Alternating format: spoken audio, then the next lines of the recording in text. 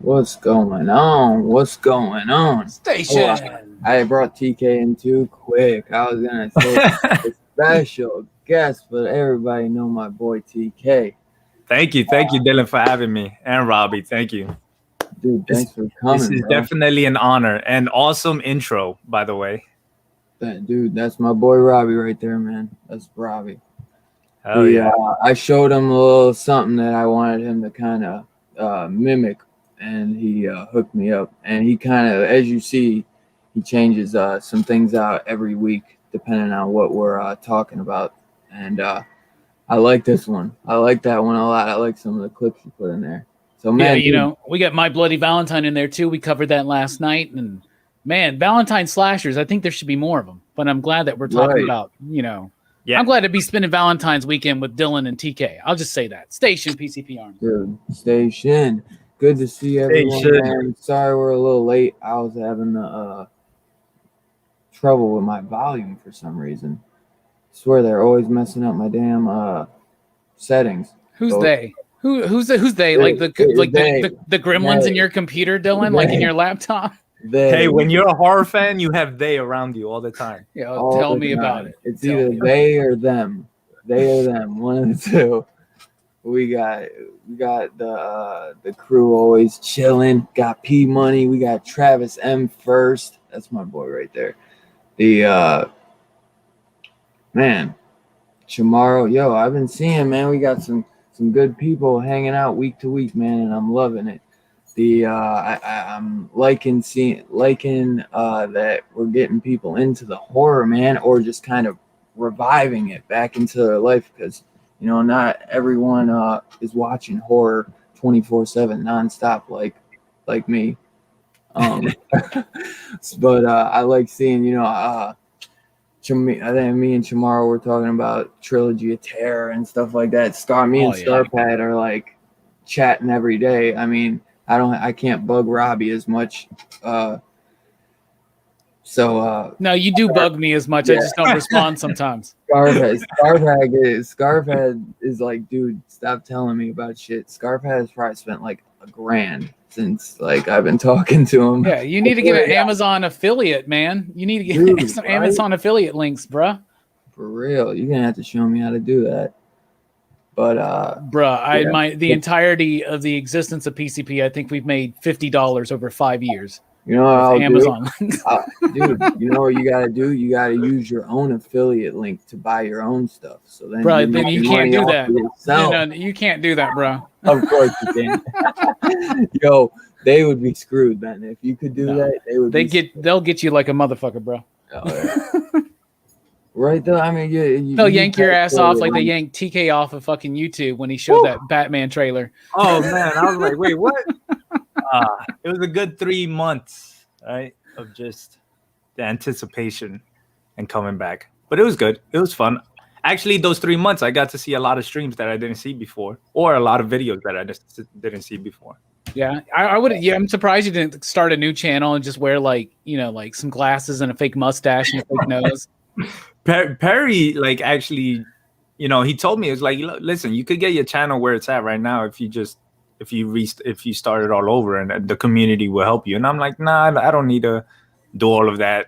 I think I could just manage and see how it feels to not have YouTube or not be too engaged with the whole YouTube thing of live streaming for 3 months. So, man, I can't imagine it. Yeah, especially you in your place. Like, it would be. Hopefully, it never happens to you, but it would be something you can tell. Like, yo, man, I went 3 months without doing my shows, live streaming, and everything. It drive me insane. I the only way I do that is if hopefully we made a badass Valentine's themed slasher movie. All three of us together got our heads together, and we came up with this. We cast Perry in it and Bueller. Right? Bueller's maybe the killer. He's kind of a big dude, right? Maybe he's the killer. Perry's the first dude to get got. I'm down. Let's do it. I'm glad you're back, bro, though. Seriously, that was bullshit. So yeah. Thank you. But definitely a film, man. I wish we could all come together and actually like really focus on a film, because I feel like a lot of guys in the community or girls like really could be, very engaged in the work or really a part of it. And with all the knowledge, because you see it day in, day out, all the knowledge that every individual could bring to the table about horror, about comics, about anything. So I think a film for the community would be cool. Oh, that would be cool. Definitely. It'd be the worst thing. There'd be way too many cooks in the kitchen. Everybody'd be trying to like get their bit in. But it would be so epically awesome. I just want to walk by. That's it. Say I'm in the film. Oh man. So you see any horror news this week? Bro, the only thing I really noticed was the official confirmation of the NECA Frankenstein's monster figure, and it comes with the flowers and the 3 heads and the different hands, and like I'm 100% down. Yeah, and give me more. Give me more. I want like Dracula. I want Wolfman, Creature, Mummy, Invisible Man. Hell, give me the Invisible Agent. I don't give a shit. I'll get them all. Dude, right. I'm hyped for that. I saw that. I sent it to my boy Jim as soon as I saw it. Flipping. Showing it my dad too, bro, because I was like, dude, when the Wolfman drops, I'm grabbing. I gotta get him one because that's one that I know, like for his desk at work, that he would just love. And my dad's the type where he's like, dude, don't waste your money. Like I don't need that, but he was just like sitting there silent. So I was like, yeah, you want That's that. crazy. I just spoke to my father about the Wolfman, because my father always, I love like talking horror, because he doesn't talk too much about it, but when you talk about it, he brings his age and when he was growing up.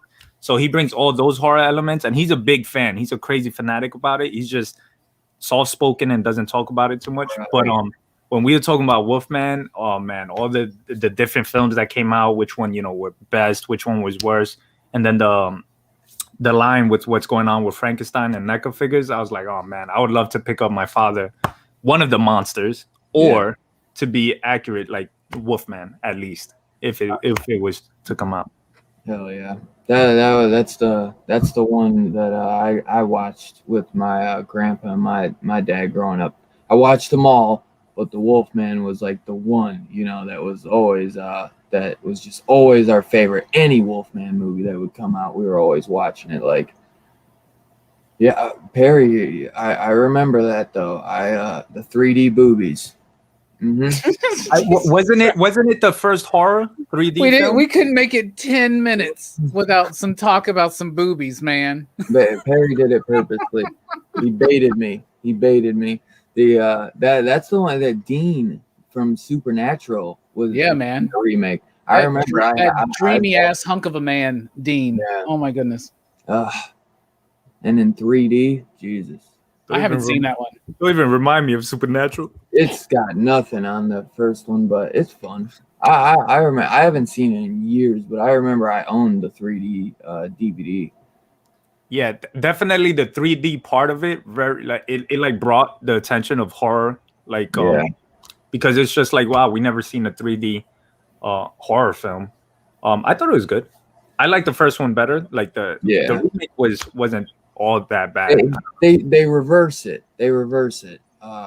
I mean, like, you know, on the killer, I kind of don't know if I want to say spoilers, but they What do you mean they reverse it? What are you talking about? Like, you know, like Missy fucking Elliott? Like, what? No, what do you? are you spoiling this movie for me, man? Are you telling me that like the chick is the killer or the other dude? Well, I'm not gonna spoil it. TJ the killer. What? You want me to spoil it or what? No, I think I'm gonna watch it. Then watch it, and you'll see what I mean. Because I think that's one good thing about My Bloody Valentine, where I try not to watch that one too much. Where I watch it maybe once a year, maybe twice, you know. That might be too once much. every other year. No. Honestly, I probably do like once every other year. Yeah. Because every time I watch it, it's such a good movie and so well of a whodunit that you almost forget every time who it is. Because they even said while filming it, no one knew who the killer was. And they wanted all the actors, like all the main people, you know, to almost be hinted at as if they were the killer, because you just don't know. You don't know until they said like they got the last 5 pages and then they finally knew who the killer was. But so the whole movie, you get hints of, oh, maybe he's the killer, and that's because they didn't know. They just drew it out of a fucking hat, dude, on the last day. They were like, it's you. Jimmy, they said that they all wanted to be the killer. They were like, we wanted to be the killer, dude. Awesome. That would be awesome. Yeah. Can you imagine? What if that was the case? Like they were all the killer and they were all killing each other? That sounds like what a weird. Maybe that's our film right there, Robbie. Film right there. Yeah. We're all slashers. All right, so I got some horror news though. Besides the Frankenstein, I got 2 things. First, I'll start off with it was a Hulu original. That Hulu has this deal with Blumhouse where every month, and they haven't done it for a few months. I think maybe COVID set it back. But every month they would do a horror movie, and it would sometimes majority of the time it would base around the holiday that is around that month. And this time it's launching back. This is still season 2 because they do 12 episodes per season. So I think this was like episode 11 or something, episode 10 or 11, and it was called Tentacles. And I'll tell you, man, this was freaking awesome, dude. I actually really enjoyed it. And I've watched all of them, and they're all pretty good. None of them are like bad or terrible. They're all like either mediocre or, you know, good. You know, none of them really blew me away. There was 1 or 2 that I was like, dang, those are pretty cool. But this one I actually really kind of liked, you know, and basically it's kind of gave me like Mimic vibes in a way. Oh man, Mimic. But it's been a while since I've seen Mimic. Yeah, that's a good one. It's like this girl who you don't really know much. She's kind of like, you can tell she's kind of running from something, and then she finds this guy. She looks like she's kind of living in her car, and then she's like going from like open house to open house, and then she's almost like sleeping in the like waiting for like the open house lady to bounce, and then she sleeps there, and then she meets this dude, and he's like selling a house, and he's a photographer, and he's like lets her move into his parents' house who have just died, and they end up getting together. Like literally the first day they meet, they end up screwing. Hell yeah, man! You know what I'm saying? Smooth operator. You know what I'm saying? That's my type of woman. You know. Later. It's got like a mystery behind it, and I dug it, man. I did like it. It was pretty cool. I was really trying to figure out what was going on, and I like that where I'm like, because a lot of times I'll be like, man, it's him, you know, or something. Like I'm pretty good at peeping stuff out a lot of the times, and this one it was kind of, I figured it out, but I thought like, you know, for 80% of the movie, I was like, what the hell is going on? Like, what is it? You know, so I thought it was pretty cool. I love that. Yeah. If you got Hulu, it's called Tentacles, And I'd recommend checking out some of the other ones because you know it's a fun little deep dive if you're into the Blumhouse stuff, and you know they're all original ideas. That's another thing. They're original ideas. So you guys know I kind of hate seeing all that we get are remakes and reboots or direct sequels to the original. Cut off the sequels. But yeah, I thought it was pretty good. So it's worth a check, and something to watch maybe with your lady for Valentine's Day. I'm gonna watch it tomorrow, man. Yeah. All right, let me know what you think. So the next thing is, man, Willy's Wonderland. I know I'd mentioned this, but it's now out on digital. You rent it for $20, and it's Nicolas Cage, bro. I know I hate renting it for 20. I actually pre-ordered it already, the Blu-ray. And it's Nicolas Cage, basically at like a generic off-brand closed down Chuck E. Cheese, and he finds out that these animatronic puppets that are alive. And the funny thing is, though, in the trailer, they're like, because they lock him in. Basically, it starts off with Nicolas Cage getting a flat tire in this small town, and the small town has no internet. They have no ATMs. Is it Westview? What was it? The small town. Westview. Yeah. But well, we talking about WandaVision all of a sudden? What the hell's going on? And the guy's like, I can only take cash. And Nicolas Cage has a way with words in this movie. You'll know what I mean when you watch it. But so the owner of the place says, hey, I'll fix your car, but you got to do something for me and clean this store up tonight. And your car will be sitting out here in the morning fixed. But obviously there's a catch to it. And I love that in the trailer, this girl goes, he's not trapped in here with the animatronics, like the evil animatronic puppets. They're trapped in here with him. So, dude, like, it was just a pop. So he's like Rorschach. Watchmen reference, yeah. Yeah. Dude, Nicolas Cage is a badass in this. Nicolas Cage should have played Rorschach. I heard he still wants to play Ghost Rider. He still wants to play Superman, bro. He just wants to be in a superhero movie so bad. Oh, man. I wish they would have made that Nicolas Cage Superman movie, honestly. That would be a fun thing to, like, revisit at this point. I mean, it wouldn't have worked, but it would be... I wish we had it. Right. I think in a multiverse, it would work. Like if he did it back then and then came about, it would be, like, somewhat cool, just like everything else with the multiverse and tapping in. But, yeah, I don't think Superman, Nicolas Cage. No, both of those movies sound cool, Dylan. I'll have to check them out. I'll definitely check out The Tentacles tomorrow because I got a Hulu. Oh, I got my Hulu. Somebody mentioned the Stand. The finale was just this week as well. Oh, was it? Yeah, I finished good it. wins. There's a cool little Mick Garris cameo at the end for like a split second, which I enjoyed seeing. I still got the beautiful long white hair. He does. Yes, he does. Nice. That's why you can spot him from a mile away. Never change, Garris. Never change. I love Mick Garris. Yeah, rock until you drop. But yeah, I still think Mick Garris is better, but it was enjoyable to watch, I guess. I mean, I watched it week to week. I still pick Mick Garris's first though. Had some cool stuff. I know they said that Stephen King changed the ending for this, so I really felt like the COVID shit in here, like what it kind of did to our society and kind of like what he saw, and he kind of added that into The Stand.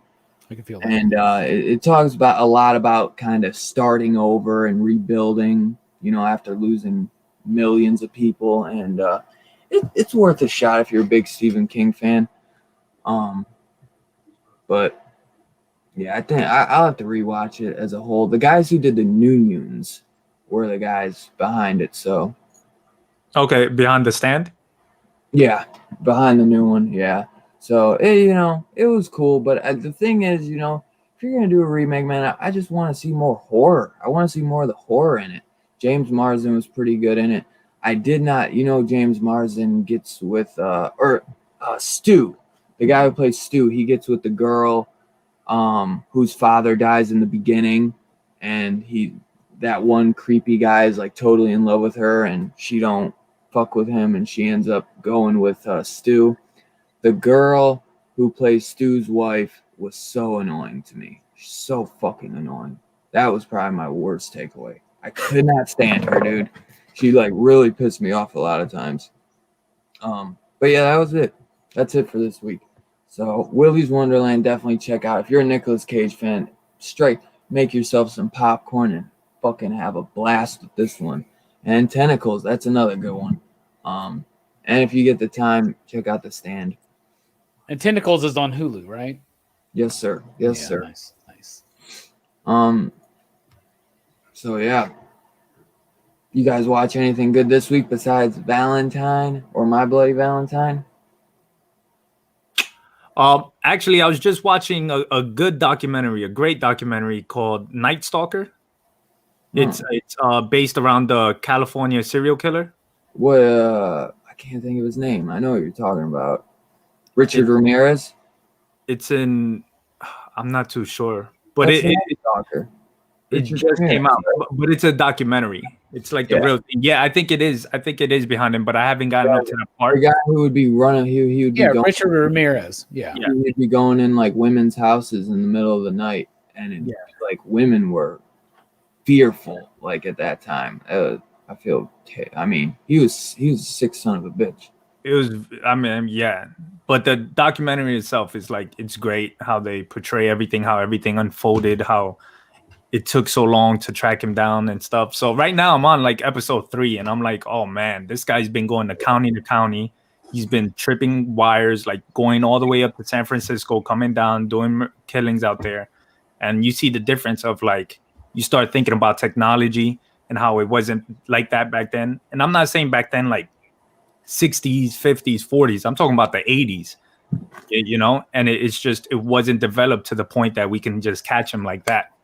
Yeah. So it had like, obviously it's horrifying because of the murders and stuff like that. But then when you go into like the satanic thing that they were talking about, how he would put pentagrams up and stuff, taking kids, abusing them, sexually abusing them, bringing them back, killing their parents. It was just, it was wild. It was wild because the difference is that they never had a case like this. It was always a case that there was a motive or something similar to that, or there was like very deep in-depth patterns. But with this case, it's like he started off murdering people, and then in the other side, he was kidnapping kids from their rooms, their bedrooms, doing what he does, comes back, drops them off, or he dropped them off somewhere, and that was it. And it took them a long time to link both of these things. So it was just like, oh man. And throughout the documentary, you're like, yo, I wish I lived back then, and I wish I, actually came in contact with this guy so I could mess him up. But no shit. That's like the fucking. Well, we love horror movies, but when it happens in real life like that, that's fucking despicable. That shit. Like that's nasty. Yeah. That's fucked up. In every People way. like that, there's a special fucking place in some dimensional hell, and I just, that's the only thing that gives us fucking any kind of good feeling out of shit like that, man. That sounds fucked up. I initially thought you were talking about Kolchak, the Night Stalker, but no, that's completely different. Completely different. Okay. Yeah. Travis, I mean, wasn't it like her face was so annoying that everyone is like drooling over her? Stu and then this fucking crazy psychotic guy. And I'm just like, yeah, she's not ugly, but I'm just like, dude. There's Amber Heard. I know that'll get me a lot of flack because people hate Amber Heard, but she's still a dime piece. You know what I'm saying? Like, bitch or not, she's crazy, bitch or not, she's still a dime piece. Okay.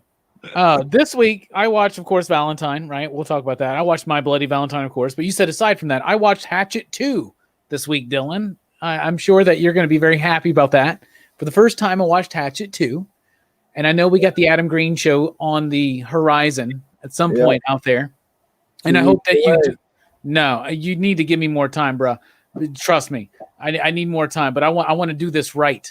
Okay. All right, bro. God, it was. That's where I put it, but I told you work with me. Bro. Okay. Anyway, I watched Hatchet 2 this week, and let me tell you, I didn't like it as much as the first one, but I did like it. And I really like Tony Todd in this film. I like how they took his character and they fleshed it out, gave him a story. I love Danielle Harris so much. I hate her in this movie. She's so obnoxious with her Southern accent. And maybe this is because I'm from the South, but like, I hate really bad Southern accents, right? Like, I mean, I hear the variety every single freaking day, right? And so it's just, her accent was bad, but whatever. I do typically like her. I like seeing all the horror alum in the movie. So overall, I really did enjoy it. And tomorrow morning, first thing I'm doing, because I watched it, I got this new tradition. I wake up on Sunday. It's my day off. And before I even get out of bed or anything, I just smoke a bowl and watch a horror movie or just watch something, right? And this last week it was Hatchet 2. And so tomorrow I'm going to do Hatchet 3. My friend, because I'm on my way, but it's going to take me a minute to get through Holliston. I'm just saying, dude, I'm all down. I'm 100% dedicated and committed to this show and to Adam Green. You just got to work with me. But I liked it, Dylan. I did. And the other horrific show I watched this week that I love, and I'm glad it's back because it was gone for the entirety of 2020. Hell's Kitchen. Hell's Kitchen's newest episode was so fucking dope and so great. I just love it. So there you go. Nothing's more terrifying than being a chef in Hell's Kitchen with Gordon Ramsay fucking screaming at you. The worst thing about Hatchet 2 was Danielle Harris's accent. Was that the worst thing you could take from it? I also felt like it felt cheaper, and I felt like the kills, as wild as they were, I felt like they were a little bit more goofy and kind of dumb and not so like visceral like they were in the first one. Oh, you creep 2. Those are good ones. Maybe. Like when he has that giant ass chainsaw and he puts the fucking 2 dudes, he lifts them up by their crotches and like splits them in 2. That's dumb. Yeah. Bro, that's like Looney Tunes, okay? Dude, he saws them in half, bro. I know, but compared to the first one where he's like ripping people off, it's like much more visceral and feels real, even though it's very obviously exuberant and elaborative. It's this one was just fucking a cartoon when it came to that, but whatever, it was still good. I liked it. Because Tony Todd is in the first one for like a minute, which I don't see why. It's like, why didn't you just get Danielle Harrison when it's like you have Tony Todd and Robert Englund for like a minute a piece, and then Kane Hodder is the big one for the entire movie, So I really don't see why he didn't just get Danielle for the first one instead of recasting. He said that it was something went down. His producers were in his ear like, it's too much. It's like you can't have that many. You can't have that many stars or icons. But yeah, I love the first one. I think my favorite are probably Hatchet 1 and Victor Crowley, which is basically Hatchet 4. So the thing is, Hatchet 1 through 3 are basically within the same day or two. They take place within literally like the same night. I think it's like night and day. So I think it might take place between 2 days. You know what I mean? Yeah, but gotcha. Holliston's not as long as you think. I don't think it's only 2 seasons. It's only 2 seasons. 10-episode seasons. They're not like 24 episodes. That's 20 fucking episodes, Dylan. Half-hour episodes. They go quick. Bro, whatever. But then you still got Digging Up the Marrow and Chillerama after that. I got a lot. Yeah, I got some shit to watch. I got a list. Remember you gave me a list. I got it. Oh yeah. I screenshotted it. A lot of Sunday mornings. A lot of Sunday mornings. Gotcha. Well, luckily, I've already watched Boys in the Hood, which is our next PCP movie night. I've already watched that one recently because we had a failed stream, so we rescheduled it. So yeah, didn't you have? I thought I saw something on Boys in the Hood. Yeah, we were going to do it a couple weeks or last Friday night, and then I had major computer malfunction, so we didn't get to do it. But we're doing it this upcoming Friday. So I've already no, I might, bro. I don't like missing streams. It pisses me off. But Boys in the Hood. I'm excited. I've already watched it though, so that frees up some time to watch some horror movies. This there you go. I need to catch up on my horror. I've been wanting to watch Cellar Dweller like a motherfucker. So since I got it, so I want to watch that. Before we go to the Valentine review, I wanted to ask TK, what, you a Hatchet fan? You Adam Green fan? I don't. I seen one, and I barely remember it, to be honest. But I wasn't. It's not that I was focused on it. I had so many things going on. I like to see my horror movies alone and just like focus. And I mean that goes for a lot of things. That goes for like the superhero stuff because it's the most important things to me are like the superhero and the horror. So those kind of movies or films or shows I like to watch by myself. At that moment, I didn't have that luxury. So I hear that. There was one thing. I think there's another documentary about the Cecil Hotel, and I believe that's the hotel that ate American Horror Story. You remember the hotel season? Yep. I'm pretty that's the hotel that it's based off of. There's all these murders that took place over the years at the Cecil Hotel. I kind of wanted to dig into that. But we'll get into the Valentine review right now. There's your boy Cupid. Start off with you, TK. What was your overall thoughts on this movie? Man.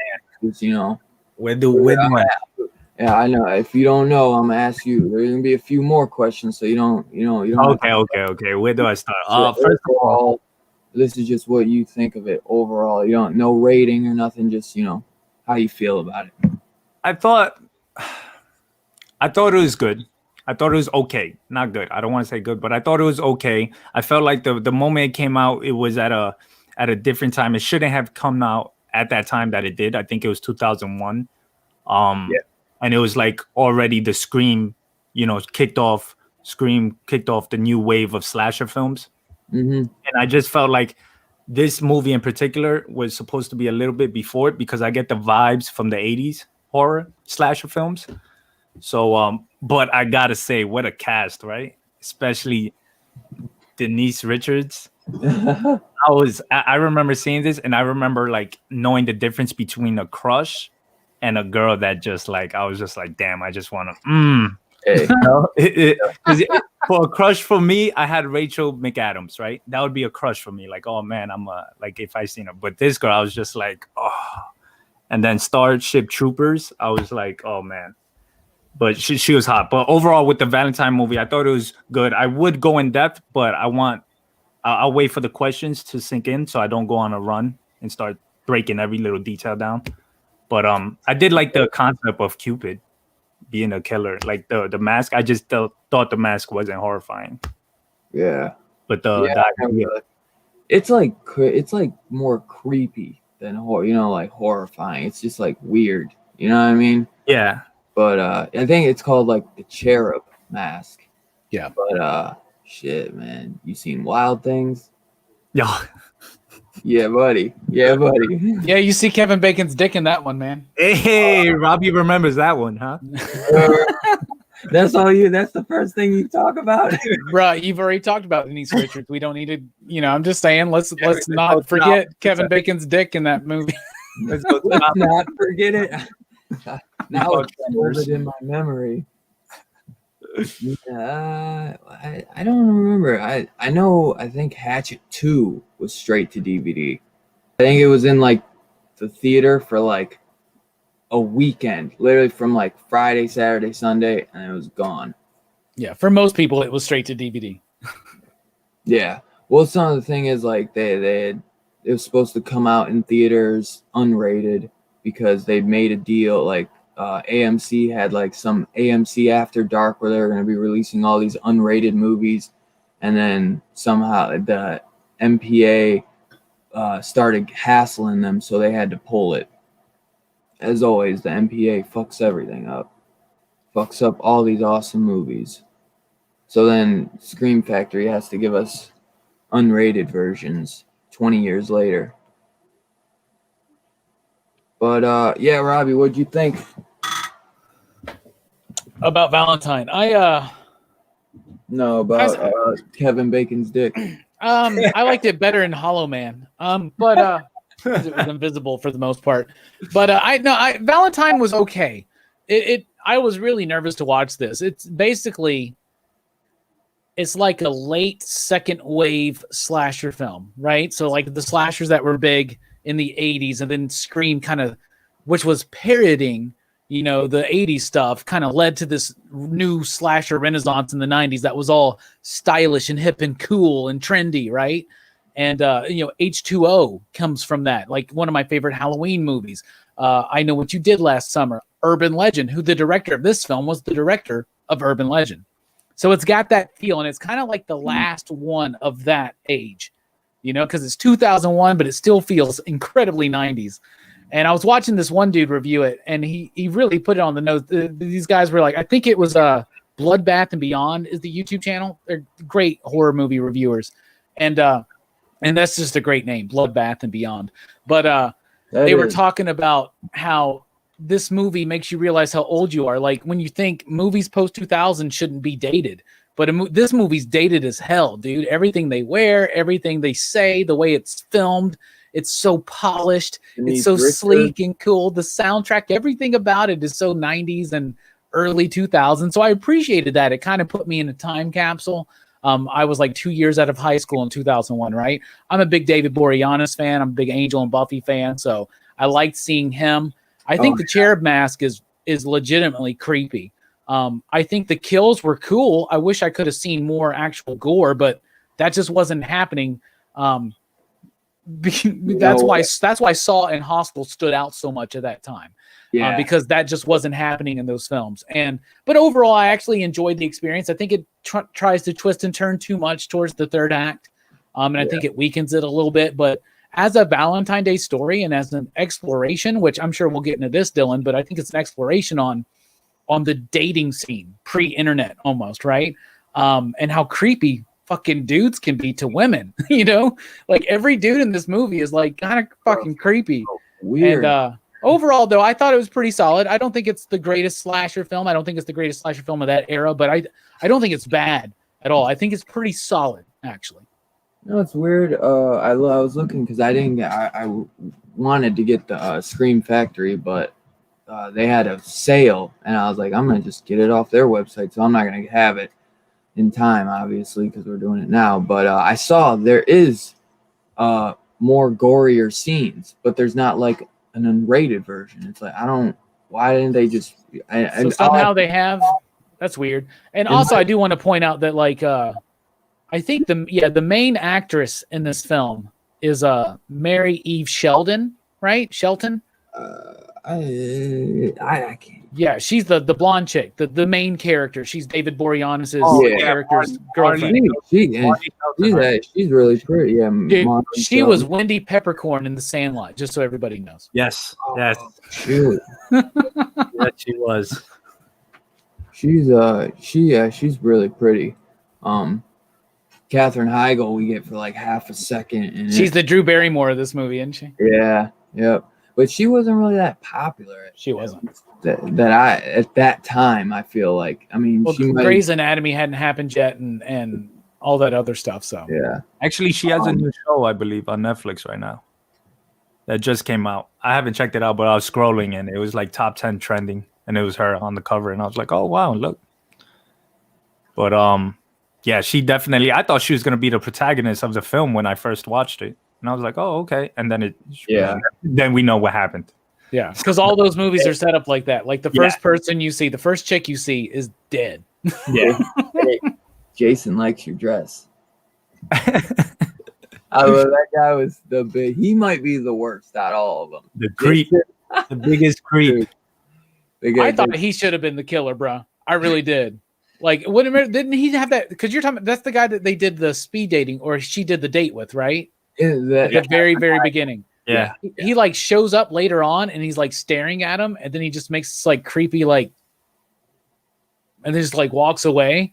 I'm like, it should have been him. Like that would have been pretty cool. That's something they try to, and it's something difficult to do in films, is to try to manipulate the audience into thinking someone's the killer when they're not. So obviously you see a lot of red herrings throughout the whole film, and it's just like, who's the killer, who's the killer, who's the killer kind of deal. Who's it? Dorothy, which you know, like, she's the one who annoys me the most, to be honest. Especially like after she gets her boyfriend. This is my boyfriend. Yeah, I think he's the killer. Your boyfriend's the killer. No, Dorothy, you don't even know your dude. Dude, I've known him for a month. Like, there's no way he's the killer. You know, like, I don't even know his last name. Oh, yeah, but I'll tell you this, he ain't the killer. There you go. It's like, dude, she's like, you let him into your house. She's like, you slept with so many guys that you didn't even know the last name to. Right. Where was I? I wasn't one of them. I watched this one video where they pointed out that Denise Richards, in every fucking scene she shows up in, she takes off a jacket and like just like pops her chest out, you know. And they even mention it in that one scene where she's like, "We're at a funeral, for God's sake." You know what though? I just thought of this. That Dorothy girl, she is the meanest out of all of them. Out of all the girls, she is the meanest. I can dig that, but she because she's jealous because she grew up the big girl. You know what I'm saying? And she's also carrying this weight because it's kind of like set up like My Bloody Valentine, where you know, where it's like there's this legend almost. They casually remember this dude they teased because it starts with the Valentine's Day dance, and he's all like, "Will you dance with me?" And he makes out with Dorothy, and then like they get caught, so she says that he did it, like he assaulted her basically, and so she's carrying that weight. She's never felt like she's part of that group, I feel. And she's the rich and successful one. If you look at it, right? She's the one that, you know, so. And that's why as soon as like she gets the boyfriend, you can't stand that I got somebody just as good looking as your guy. They are some like typically 2001 good-looking guys in that movie. They all have that like same haircut and the chiseled jaw and everything. And then just a little bit of gel, little bit of gel to make it a little messy. Yeah. I lived through that shit, man. I was there. I know what exactly. You were one of them, Robbie. I know, but I wanted to be probably. But I think David. When I watched the film, it's really hard to be like. I'm just like, it's totally David Boreanaz. You can't take it out of his, you know, you can't take that out of him. For some reason, he's that cast member or that actor that just stays the role they've been playing. Yeah, like, right? Rocky and Bones. I like Bones. I'm a big fan of Bones, actually. Yeah. Bones, yeah, that's a good one. Yeah, and in this one, he still has the angel hair and all that kind of stuff. And they even reference it, like at one point when Dorothy's getting in the argument with the main character, and she's like, saying, I think your boyfriend's the killer. He's like, look, I know he's not an angel, but he's not like a killer. And I'm like, I see what you did there. That was a good one. Nice. Yeah, this isn't dated. This isn't a dated film at all. I forget like how long she's known him though, because we know who ends up being the real killer. I mean, they actually never really say it. So I guess it's left up to determine, but I know. I mean, obviously is this the spoilers review? Yeah. Bro, okay. This movie's like what, 19 years old? Yeah, 20. You're always gonna get that one person in the chat. Yeah, like 20 years now, man. That's crazy. The one thing too is that nosebleed. Boy, you walking around some cleanup after, because that you would be caught like that, bro. Oh yeah. It just, you know what I'm saying? DNA, he's dripping blood every time he kills somebody. Those are things you have to see beyond. Like, because I'm very, very detailed. Like I go into the whole thing, and it's like I've been studying criminology from the beginning, and I try my best not to put any of that, because you can't do that in a film, especially in horror films. You're like, bro, that wouldn't happen. Like that you know. But definitely. Yeah, I try to space out. You also got to think about what year this was made. So, you know, that stuff wasn't all that, you know, updated I like how the nosebleed happens on the mask too, because that's something that would not actually happen. It wouldn't just like perfectly pour out the nostril of this fucking cherub mask. But it's a cool visual. It's a cool visual, man. It really is. Yeah. I like the whole idea of Cupid, you know, and the whole Valentine's, like making a horror movie based on Valentine's. My thing is that there's so many celebrations going on. I was like, damn, I never had a Valentine like this. One thing I do like about this film, as opposed to say like compared to like My Bloody Valentine, is they had to like come up with this weird stretch. There's this town that just loves Valentines because it's called Valentine's Bluff, and they want to have this dance. And there's this legend they haven't had a dance for 20 years, and blah blah blah blah blah. This one just doesn't do that. It's about Valentine's Day. It's about these women. It's about their journey as individuals trying to like they're all in their 20s. They're all meeting new people, like the douchebag painter guy, who's just like so sleazy. Like every dude in this movie is sleazy, and I think that this is trying to tell us something about the perspective of what it's like when dudes are trying to pick up women. Especially, this is pre-Facebook and shit, so nowadays it's even creepier. People just send pictures of dicks to women. Like it's like, what the fuck, man? Like it's crazy. I see a hello right there. You open your inbox, boom. Yeah, I mean, imagine that. I mean, for us dudes, I think this is why that happens. Most dudes are like, well, if she would have sent me a picture of her, I would be very happy. Yeah, well, it's not. No, it's the same. Especially when it's unsolicited. But imagine just opening your inbox and it's just some nasty, moldy roast beef. You'd be like, no, what's going on? Anyway, we're moving on. What's going on? I'll be like, hey, look, I got to send this to my boys. Yo, check this out.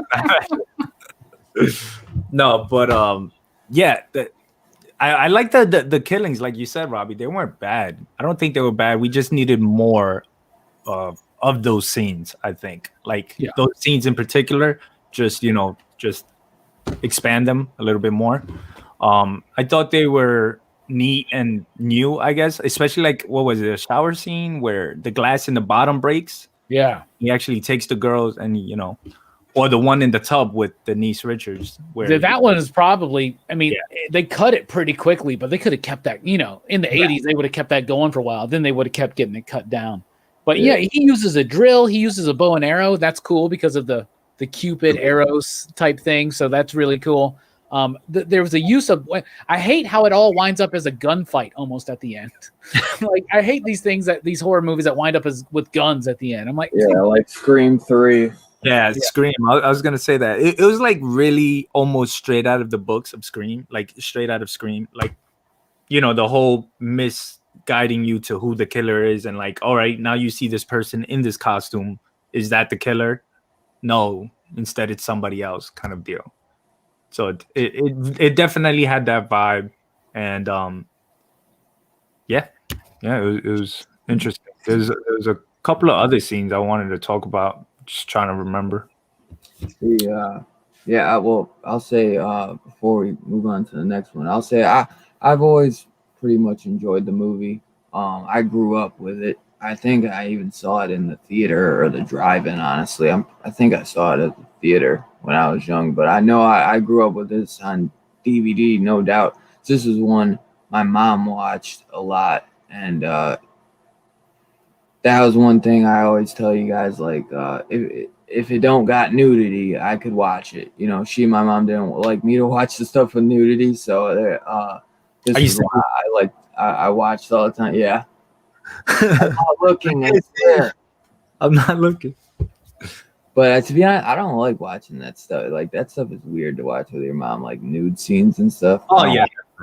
So, but I've always enjoyed the movie. I see it for its faults. I see it for what it's trying to do and what it's trying to do, especially because of what came before it. But it's by no means a terrible movie or anything. And surprised it never got no sequels, to be honest. But it's just a bummer we didn't get more Valentine's Day movies. Because I think there's something there, you know what I mean? Like, just where you're going with how weird dudes can be to chicks. Or it was definitely the end of that era. It was, to me, it's kind of like the last movie of that Scream slasher era, and then it's the rise of torture porn, is what, for lack of a better term. I think that it goes beyond that. I think the Saw Hostel, post 9/11 era of horror films is different, and I think that it's horror always is strongest as a direct response to a giant social change, right? Like the post-Vietnam movies. That's what gave us the 70s into the 80s. The 80s was the Reagan era, right? You know, we have all this kind of stuff. The nuclear Cold War scare in the 50s and 60s gave us all those movies, right? The Great Depression gave us the Universal monster movies and shit like that, right? And 9/11 gave us this new breed of horror films, and Valentine was one of those movies that was just a little bit too far behind its time and just not on the next wave. So, yeah. And I think I don't think the director had a solid career after that. Is Jamie Blanks. So yeah, no, he didn't do much. He hasn't done much. He's an Australian director. Yeah, his biggest thing was Urban Legend, and then he did his follow-up was Valentine, and then he did Storm Warning several years later, and then Long Weekend, and then that's pretty much it. But he also is he's also a composer, though. I don't know if I've ever even seen his other movie. I absolutely love Urban Legend, though. Yeah, the only other one I've seen is Urban Legend.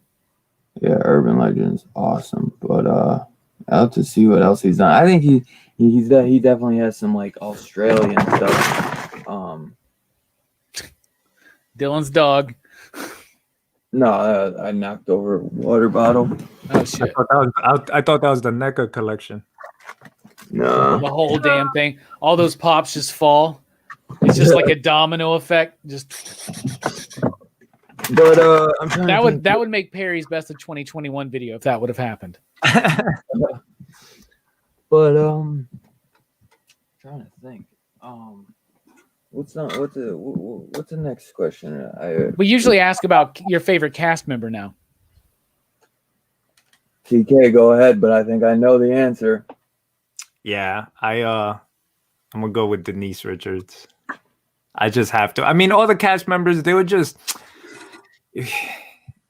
It just, again, the movie wasn't for its time, so it's just watching it. I was just like, oh. But when I was a kid, I was watching it and I was like, oh man, all right, whatever. And then I got into like, okay, who's the killer kind of deal.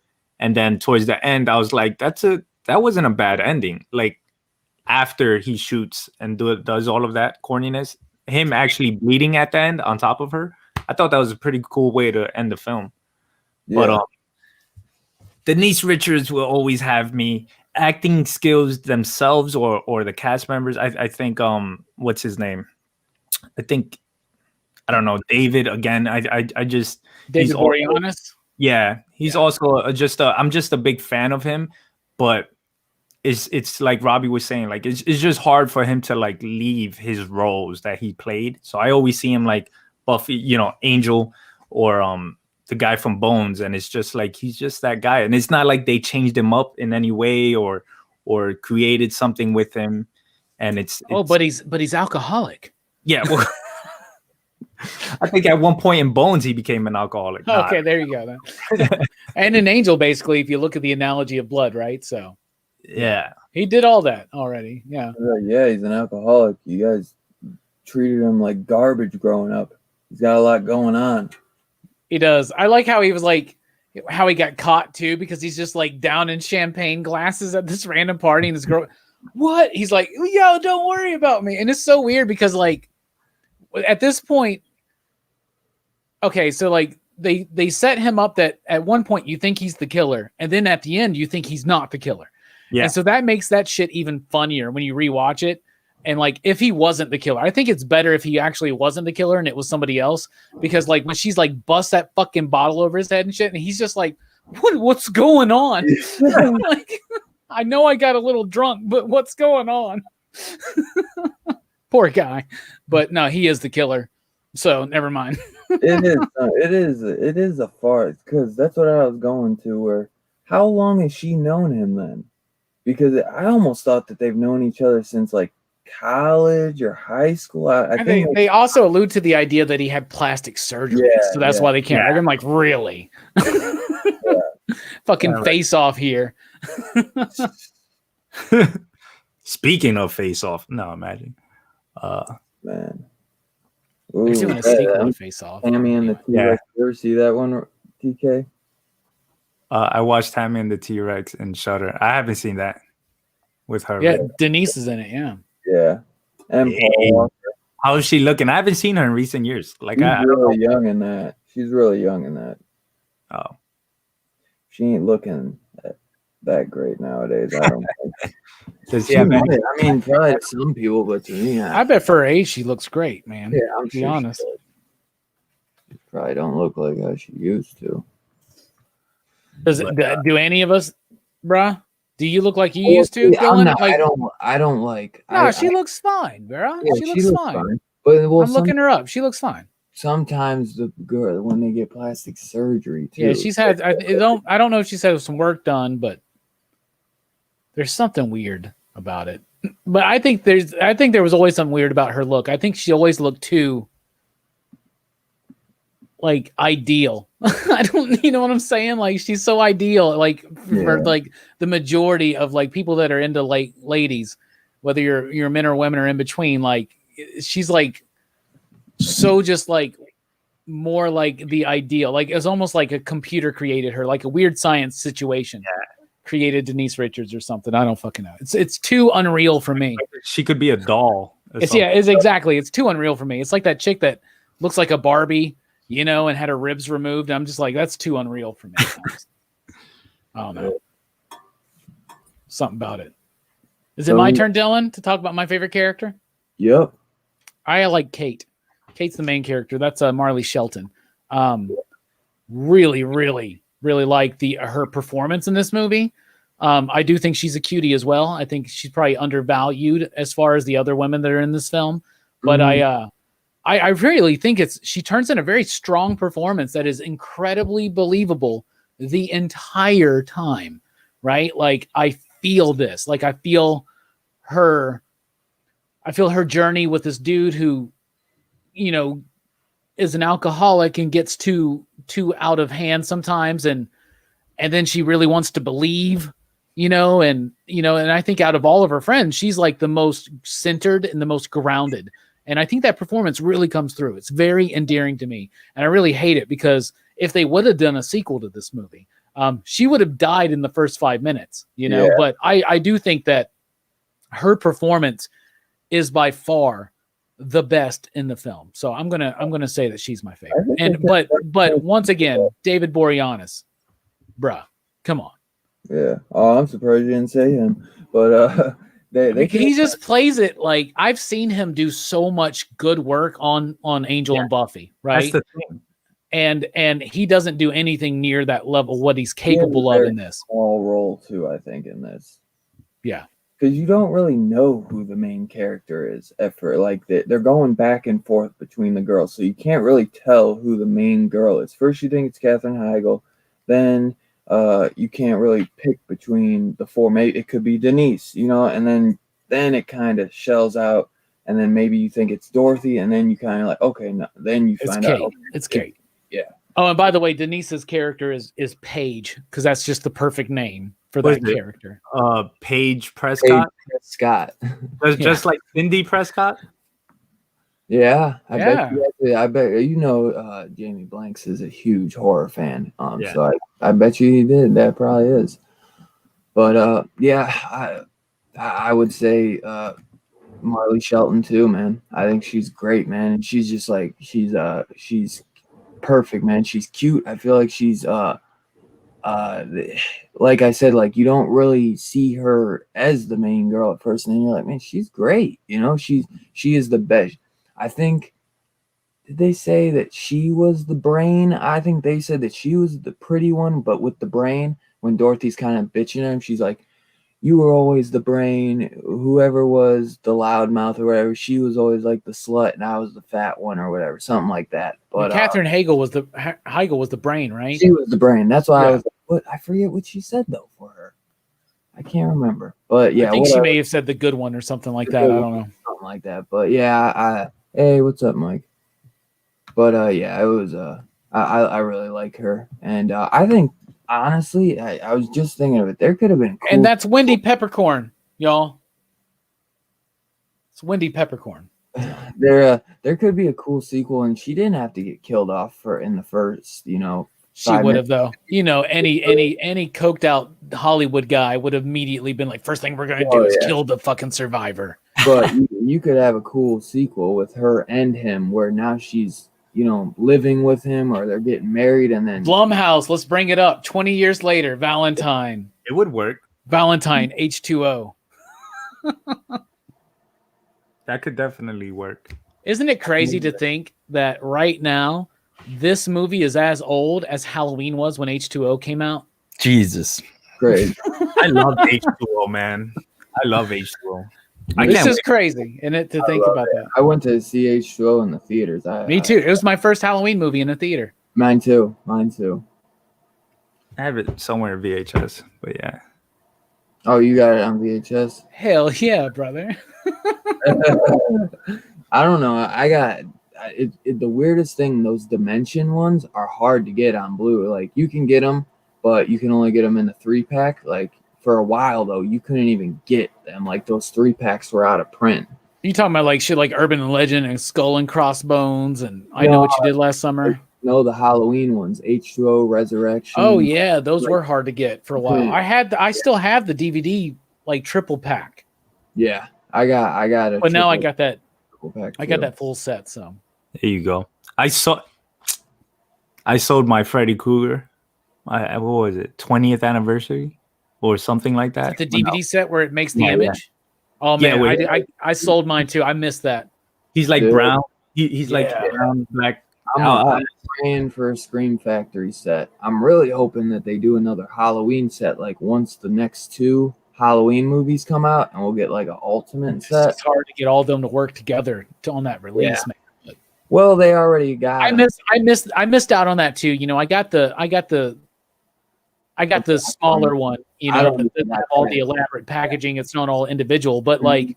Honestly, I don't think the box art compared to something like Friday the 13th or even The Omen or Critters, like I don't think the box art's that great. So like I would like to see them redo it with some new box art with all of the films represented. You know, like they did the Jason one. That's the best part. Like the Friday the 13th one, that blue one. I love to see. Because I don't know, it's probably weird to people that are not horror fans for us, like obviously, but it's like to see that in a box collection than to see everything there, like every scene that you remember. Because it could be just like, oh yeah, I got a collection there, but when it comes to these horror films and you're like really in depth with all of them and you know each and every individual scene that they have in the box set, it's cool. Yeah, it's really cool to see. I love those black cases for the Halloween set, man. I really hope, because it's like, honestly, I feel like they would just have to do a re-release for the ones, and then maybe, and I doubt they would even do like special features or something for the new ones. So it's like, man, that would just be like a re-release, if anything. I don't know. I feel like they would maybe just have to work with whoever put out the most recent one. I don't know. I think Blumhouse, and I bet you Blumhouse would do it. But damn, I didn't know, Perry, you got the Friday the 13th box set? That's what's up, bro. Yeah, it's dope. They definitely are more of them out there in the wild though than the Halloween one. You know, that's the thing. Is Scream Factory has taken off, and that Friday the 13th box set really sold very well, and still is out. It's still available. So yeah, I don't know if it'll ever hit that level, but one day maybe it will. Yeah. Some people will wait because there's a lot of people. Because it's another thing too, with like, you know, like some of those movies are not Paramount and like the rights, you know, and all that kind of shit. So that's where everything gets foggy and crazy and chaotic. It's the whole rights and who has the rights to this. Look at Friday the 13th, like with the rights of the film, like that's still going on. And it's like, yo, I want my Jason movie. What's going on? Yeah, so, I want my Crystal Lake back. And I really hope we get a Freddy box set, dude. Imagine some artwork like we got on the Jason one. Dude, not only that, I want a Freddy one. I want a Freddy one, and I want a goddamn Hellraiser box set from Scream Factory. I want a Leprechaun one. I like Leprechaun. Child's Play one too. Leprechaun in the I hood. like Leprechaun too, but what's that? Well, Ice-T. I want to see a Ghoulies one. If we're just wish listing right now, how about Ghoulies? Ghoulies. What else? I want to see Ginger Snaps box set.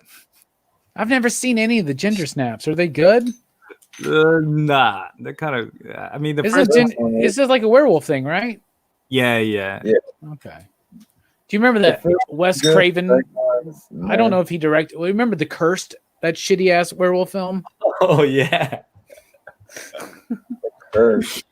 Anyway, it's always good to go down that rabbit hole of like. Is that the one with you mean Cursed with Jesse Eisenberg? No, I'm talking about The Cursed with Christina Ricci. Yeah. Jesse Eisenberg. He played. Is Eisenberg in that movie? Yeah. And Wes Craven was supposed to do it at first. Yeah, but he just produced it. But let me guess, you like that movie, don't you, Dylan? Yeah. You like all these shitty ass movies, man. It's okay. What were we talking about? It's nothing. It's not amazing, but I watched that as a kid, and that it's fun. It's got a different thing, but I know Wes Craven like hates it. Somebody's watching this on the replay and being like, "Why do they keep talking about all these other movies?" Like, go back to Valentine. It's like maybe because Valentine's not that exciting. But I really think, like you guys were saying, like a sequel would have been cool, or would be cool, or even, I mean, I don't know about this time, but since we got Halloween happening and going on, I think we could make a remake as well. I think the concept, the idea of it happening, like the idea of Valentine and how he sent cards to those cards were amazing, by the way. This dude is like an arts and craft, like very creative. Yeah. As a police officer, you would go down that rabbit hole of like, oh man, I gotta find out all where he learned these skills and stuff like that. Yeah, but YouTube teaches you everything. Yeah, right. I would like to see, in that the way they did like Halloween, the way they want to do Texas Chainsaw Massacre again, like a direct sequel decades later. I'd like to see something like that for My Bloody Valentine. Like, I think that would be really cool. Like same town, different, but that happened, and now that's the incident that they're talking about, right? And Valentine would be a cool one to explore. I don't know if the marketing on that would be tough because most people don't remember this film. So yeah, it's kind of it's a shame because holiday slashers are a big deal. But there's some underappreciated holidays. I think Valentine's one of them. So, yeah, this would always be in like my memory box, if that makes sense. Like in horror films, and it's not even. It's like more of a mystery thriller, but it's just like I guess the time I was watching it, and I was just like getting in, and I was like, all right, Valentine's, and it's so what's the word? It's so unique, just because it's a Valentine's horror story that happens during that time, and it's very like we get the cards, we get Cupid, all of that going on. What do you guys think about his outfit or him in general? I love it. Like he's got that, just like he's like wearing that black suit, right? And he's got the type thing, black. Yeah, and he's got the mask, and I think, and for the most part, he's got the knife, and I think it looks nice. Like if NECA did a figure, I'd buy it. Well, was it a suit or a turtleneck? I felt like it went up here, right? Yeah, I think it's with the jacket, a turtleneck, and then the mask, and then he's got like black gloves. I think the whole getup is actually really cool. Yeah, I think it's cool actually. The thing is, I never thought the mask was like scary. I thought it was just creepy. And it's hard to make an iconic horror look, but I think they actually did it here. Like I really do. Which is cool. Yeah. It's like he had a baby face. That's how I see it. It's supposed to be like a creepy Cupid. Yeah, it's the nosebleed that does it for me though. Like that whole look with the nosebleed it works so well for me. I think that it looks creepier than the film actually executes it as being creepy. Yeah. I think that the execution, again, like with the whole idea with the costume, like you're saying, Robbie, I just think the execution was just terrible. Well, not terrible, but I feel like you had so much potential. You could have done more. Why didn't you? And I don't think they had a small budget. I think they had a big budget. So, yeah, it did have a big budget. I think they spent most of that probably on the soundtrack. That's what they did in these movies back in the day, right? Is that a figure? No, that's from the movie. Still, yeah, I'd say that's probably a turtleneck. Yeah, he's got the turtleneck and the jacket. Yeah. It just looks cool. I like it though. Oh yeah, and so you don't see like the endings of like the mask or anything, So you don't see like the endings, and it just tucks in, and it looks more kind of like some of the Halloween films where the mask ends and you can see the fucking neck and it looks stupid as shit. Yeah. He has a neck tattoo. It's like a Chinese character. This is Japanese for Halloween. I think what's going on now with the whole Halloween being a slasher film, I'm not saying it's part of that era, or I think this might be the moment to do that remake or to do a sequel. Because on top of that, we got Candyman as well, which is what considered a slasher as well. And I think if you're gonna do it now. You know, capitalize on what's going on or what films are happening. Because I think Halloween Kills is gonna be good, and I hope it's good. Obviously, we hope it's great. I hope so. I just thought Halloween was okay, so I really hope that. I think that was a lot of setup for 2 awesome ass films to come. So I loved Halloween. I loved how simple Halloween was, and it kept those bases, like the walking around slow. It gets a little cheesy and whatever, but the whole camera following him. Oh yeah, I thought that was a new perspective. That new perspective on him and going through the backyard and doing that. Oh, they were literally aping scenes from previous films, and I think like that extended shot where it's like all in one take is great, and also the scene where the dude's like in the backyard and the security light keeps going on and off. Like that's really good. That's a really it has some really good scenes. I just feel like it kind of got a little overwrought in its script. Like there's just a little too much that they were throwing in there, maybe. But I do like it. But at the same time, I'm a big H2O guy, TK. Yeah. And there's moments in the 2018 Halloween where I'm like, man, I get what you're trying to do there, but I think H2O did it better. You should have just made this to be a sequel to H2O. Ugh, whatever. Oh man, yeah. Josh Hartnett would have done it. You know it. Come on. I don't know what goes. I feel like they sit around at a table and all the ideas flood in, and then they're just like. Well, this was the first time that they had John Carpenter in decades go. Sure, I'm on board. Yeah, I'll give this my approval. So, I mean, it's a good film though. It's not bad. It's not bad. Yeah. Well, they finally had a news a story worth telling, or a news story, which I'm sure he knows when they came in and told him that they knew the game plan for 1, 2, and 3. You know what I'm saying? Like there was no way they came in this only thinking they were gonna do one Halloween. They knew that that people have been wanting this, and that they had a trilogy in plan. I know it, you know. But they're saying that part since because people were pissed off that that it's a direct sequel to the original and you're cutting off all the sequels, and they're like, and they even make poke at it. They're like, what do you mean why are he killed 5 people? It's not a big deal, like, you know what I'm saying? So I guess part Halloween Kills, because he killed a bunch of people in the 2018 one, but Halloween Kills, he's supposed, like, there are rumors that he's racking up a body count to make up for all those sequels that they got rid of. Oh, line. So he's gonna be up there with Jason and Freddy. Yeah. Well, in one movie, what if Michael catches like 100 bodies in one movie? You know what I'm saying? Like just slash. I'm just saying, if they the one thing I don't like about that film is they act in that movie as if he has the body count of the entire franchise. But then they don't, yeah.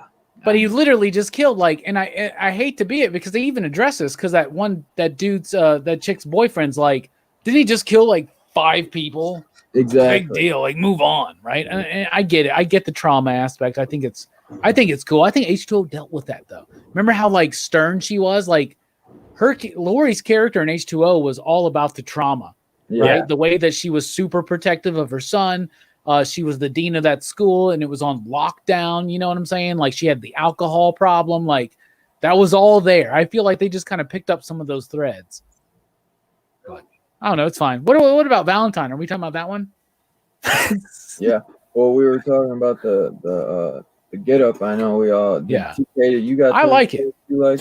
I mean, yeah. I thought it was all right. I think maybe I want to see different kind of Cupids, or what are the name of the mask? The name of the mask? Cherub mask. Yeah, I think I would like to see more, like a variety of them, just to see like if this is the best they can do. Yeah. Just because it wouldn't horrify me. Like it would just be a guy like you might as well have the mask off and we fight and I still. But for me to like be like, oh, what the fuck? I don't think this is the mask. Yeah. You know what the weird thing about the mask is that the mask is worn in that opening scene in their Valentine's dance from in like middle school or whatever the fuck it is, right? Yeah. It was worn by some kid.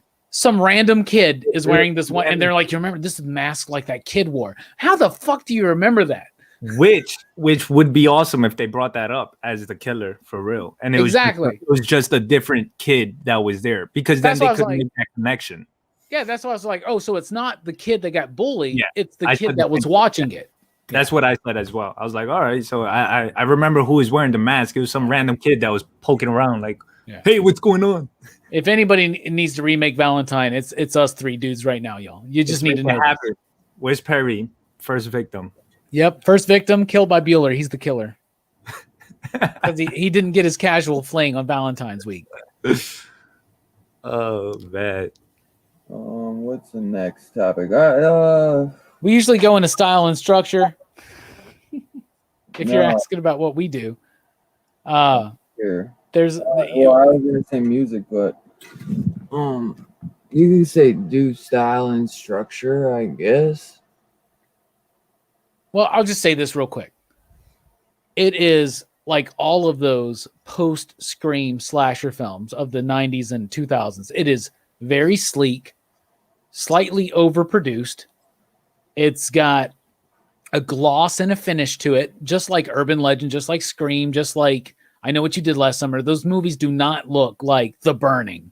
They do not look like Silent Night, Deadly Night. They do not look like the original My Bloody Valentine, you know? They're much more produced, right? They are basically the Backstreet Boys, Britney Spears, NSYNC versions of horror films from that era. Like that's what it was made for. People that listened to NSYNC and Papa Roach watched these films, and there's nothing wrong with that because I was that person. But I love like Papa Roach. You're right, you know. But I love Britney Spears. But like that's what it's for. It's got that '90s, late '90s, early '80s aesthetic. It's too clean for a horror film, but I actually like the aesthetic of it, especially for a Valentine's film.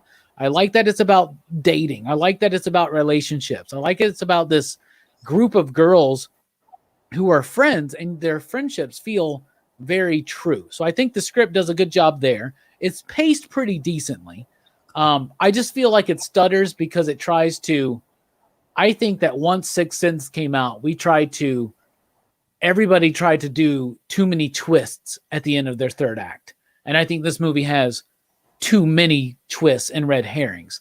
And it kind of stutters it just a little bit. But I think the style of it is totally appropriate for what it is. And like I said, since it is kind of like the last movie of that age, it's got like a very definitive place, I think, in horror history because of it. I thought it was cool. That's it. Now imagine. I agree with practically everything Robbie said because I felt like it was just too clean for me, and that was the problem. It was just everything was too clean. Yeah, we saw blood and splatter, but it was just too clean the way it was being done. Definitely with the killings, I think it was cool. I thought the killings were very inventive in a way, like with the shattered glass. I wouldn't have thought of that. I like to see emotions in the killers as well, because that gives like a difference between Michael Myers and Jason, you know, these guys that are emotionless and they don't have anything going on. So I think the little spark of emotion is when he actually killed Denise Richards and he was stabbing her, but then he like did more to her, right? And then he threw in the drill, and that's what I like to see when it comes to these kind of slasher films. I like to see more emotions because it's hard for you to make a better film or a better character than Michael Myers, right? Emotionless, you know, just straightforward. It's a killer. And just like you were saying, it had a lot of red herrings. It had you all over the place. It was a guessing game. And during those during that time, the films that started coming out like that, like I Know What You Did Last Summer, you know, it was just like trying to figure out who was the killer rather than Michael Myers and the original slashers. Like, all right, we already know who the killer is. Now we're just here to see him go throughout the movie and kill everybody. Yeah. This one was more about like, all right, this guy's nosebleed at this time. He was wearing the mask at this time. And I think it was cool. I just think the execution could have been better throughout the film. You know, and he is an emotional character now that you know, when you were talking about that, because I think that one of the problems with the structure of the script is they totally give away who the killer is when the Kate's penny sniffing neighbor gets killed. It's 100% her boyfriend then. Like, it's like nobody else. Like, if you look at all of the victims, none of them would ever target that guy except for someone that knows her like that. You get what I'm saying? But like, so he is actually a very emotional character. He was like wearing leggings or I forget pantyhose when he came in. Yeah, right.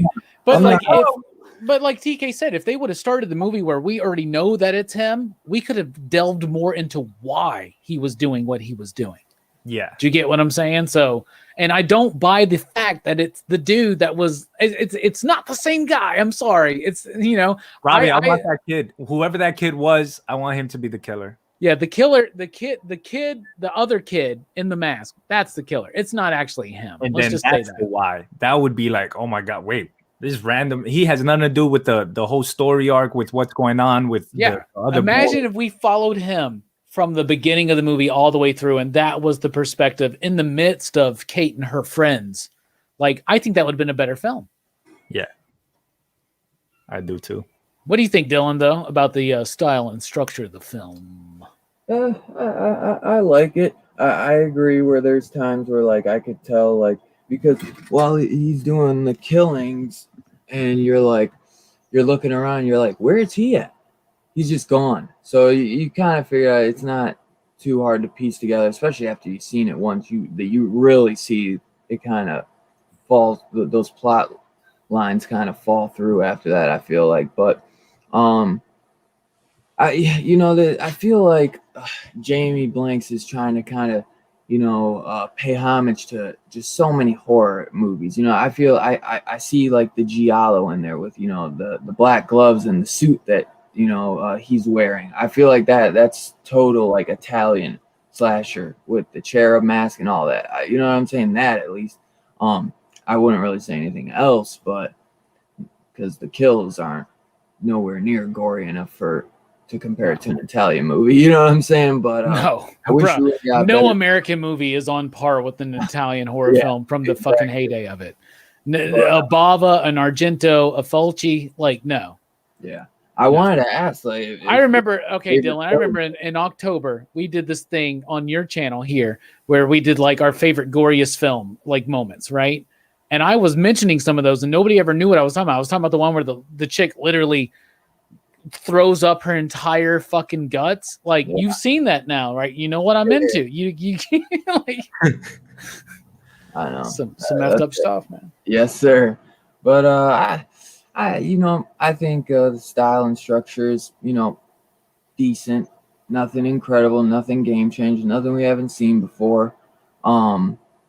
It's just based around a holiday that we have not got to see before. I mean, I guess there was My Bloody Valentine, but not in this way, It's not obviously in a mine, But this is one I'll always kind of have a fond place in my heart for. It is a straight up popcorn movie. It doesn't require much thinking. Just kind of watch, sit back, and enjoy the show or enjoy the pretty women in this. You know what I mean?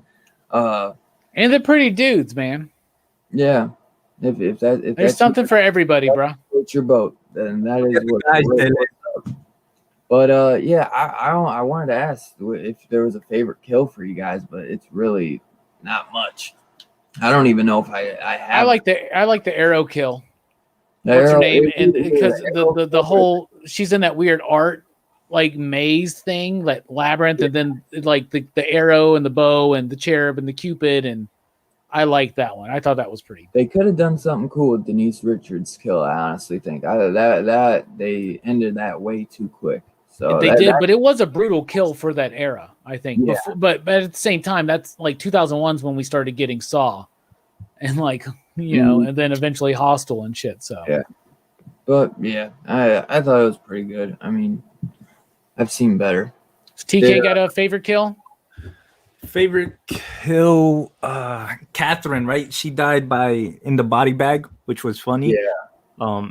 Because usually when it comes to films like this, when it comes to films like this, usually they'll set it up like, the victim would go hide in there, but yet they would like pop out of nowhere. Like he would stab a bag and then she would just pop out of nowhere. But she was literally in a body bag. And she had nowhere to go. And I thought it was hilarious. I thought, and she was the last one, right? The last.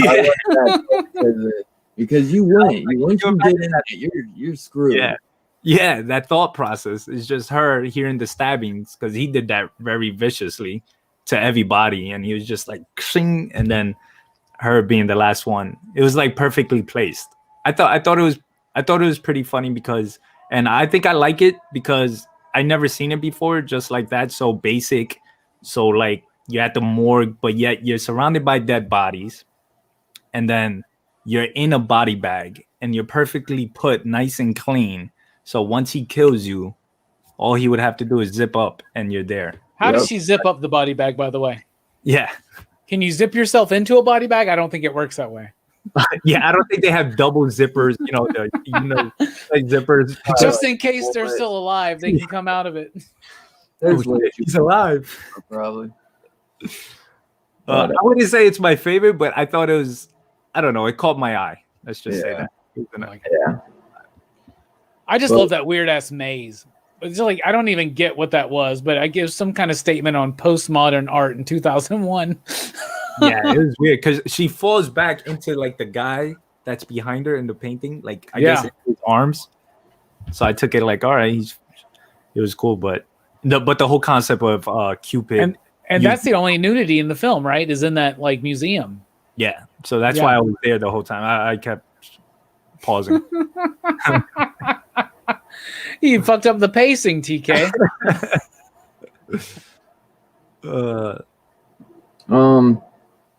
What did you think about the score? It's or the music in this? I don't know. I'm not really sure if it technically has a score. I know it does have a score. It does. It's done by Don Davis, who's done some really good shit. Don Davis is one of my favorite composers. Yeah, dude, he did the Matrix trilogy. He did a lot of Wachowski stuff. Yeah. He did Hyperspace back in the day. He did Antitrust, which is one of my at the same year, which is one of my most underappreciated Ryan Philippe films, in my opinion. I love this dude's work, and I think that the soundtrack here is really, really good. Like the actual score, and the soundtrack's okay. It's of its time. You know what I'm saying? But it's amazing to me when you look at his career, and the biggest movies he's done was obviously the Matrix stuff, right? Yeah. But he also did House on Haunted Hill, the 99 one, which has a really good soundtrack. Yeah. He has a really good soundtrack on Jurassic Park 3. I like the music here. If you listen to it isolated on its own, like you look it up on YouTube, the score, not the soundtrack, because it does have a lot of just 2001 songs and whatever. That's fine, and that's cool, right? I like hearing Dramarama in a Freddy movie. So I dig that. I like it when these movies date themselves, because ultimately it's nostalgia that sells it through the ages, But the score itself, if you listen to it, is actually got a lot of nuance to it. It's got a lot of like the theme for the killer, the way it's kind of thrown throughout the movie. It's actually incredibly well done, way more so than My Bloody Valentine that we were talking about last night. Oh yeah. Yeah, I wasn't sure if there was like an official one for him, but I know the music in it. That's probably one of the best parts, I think, honestly, because it's actually. I was looking at it earlier, and you can see like the soundtrack. There's like a soundtrack for the whole score throughout the movie, and man, Don Davis ain't no joke, man. I mean, he did Die Hard 2. He did Muppets Christmas Carol, Death Becomes Her, Hocus Pocus. He did some good ones, man, and I feel like that's why I did want to mention the music because I think it's highly underrated. Yeah, I feel the same way. Again, it goes back to this movie being very polished. It had a lot of potential. It had a lot of things going for itself. Just comes down to the execution of the film and how it came out. Yes, sir. Yes, sir. So, out of your digs, I think we're at that point. Well, can we talk about what we think the movie's trying to say? Oh yeah. I knew I was forgetting something. Sorry. Fuck love, nah, man. Go ahead, TK. What do you think this movie's trying to say? What the movie is trying to say is that don't be a bully, all right? Because it'll come back and haunt your ass, and the guy could kill you. Nah, I mean, that's right there, dude. That's how I see it. That's one of them, man. That's one of the themes there. Yeah, I would have to think about it a little bit more to see if there's any other ones. But that's how I see it. I see it basically like that, and other small things, but I wouldn't say it's the big, what the whole film's trying to say. So, yeah. Yeah. Go ahead, Robbie. I think TK's on the nose there about the anti-bullying message here, but I also like how it doesn't cast too much judgment on the bullies, right? Like now Kate is obviously, she's the one, remember, she didn't say that she wouldn't dance with them. She said maybe later, right? Yeah. And that's kind of funny knowing that she's going to wind up boning this dude. But anyway, so like, I think that the main point of this movie, and it seems to almost have this kind of like feminist vibe to it, like this sex positive feminist vibe to it, where it's about these women, their friendships. And I think that usually in movies, especially movies that are geared like towards the horror audience, the women are kind of always catty and this and that. I think they avoided most of that. This felt very natural and very real. I think it was trying to real women talk. Yeah, it was trying to be like real friendship amongst a group of women. And for the most part, I think this is about the experiences of them just trying to date, and like all these creepy dudes, like the dudes that like are so full of themselves, or the dudes that are like seem like they're working on themselves, but they turn out to be a serial fucking killer, right? Or the crazy artist guy that just is immediately hitting on every friend of yours that you're introducing him to. Like every dude in this movie is this fucking sleazeball. And even though the movie isn't made by women, I don't even think it was written by a woman, right? But like it does kind of tell that story of what it's like to be a woman and be bombarded with there is a woman that was involved, 2 women I think that were involved in There's so that's cool. Writers on there are 4 writers on this film, and that's usually not a good thing, But you feel that experience, man. It's not something that usually I or probably you guys have ever had to deal with, like super creepy come-ons and super like we've all had experiences with women, I'm sure, that were not ideal, right? But probably not what the day-to-day is being a woman, So in the social scene. And so I think it's really trying to say something about that. And it's a nice time capsule into this like pre-social media dating scene and how weird and awkward it was. But I think that's the point it's trying to make, is how creepy fucking dudes are at Valentine's Day, especially when they're lonely.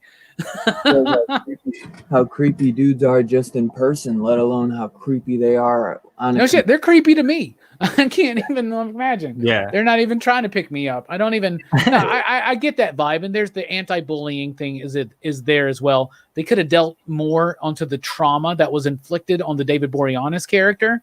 But overall, I think it's trying to tell a movie from the perspective of women about their experiences dealing with men in the post or pre-marriage dating world in your 20s. It almost, I mean, there's not really any computers and stuff in it, so it almost feels like pre-internet in a way, even though I know there was internet in 2001, but a lot of us didn't use it, Dylan. I'll tell you that. We didn't even know what the hell it was. We just had a screen name on AIM, wasn't it? Oh no, that's too early. I forgot.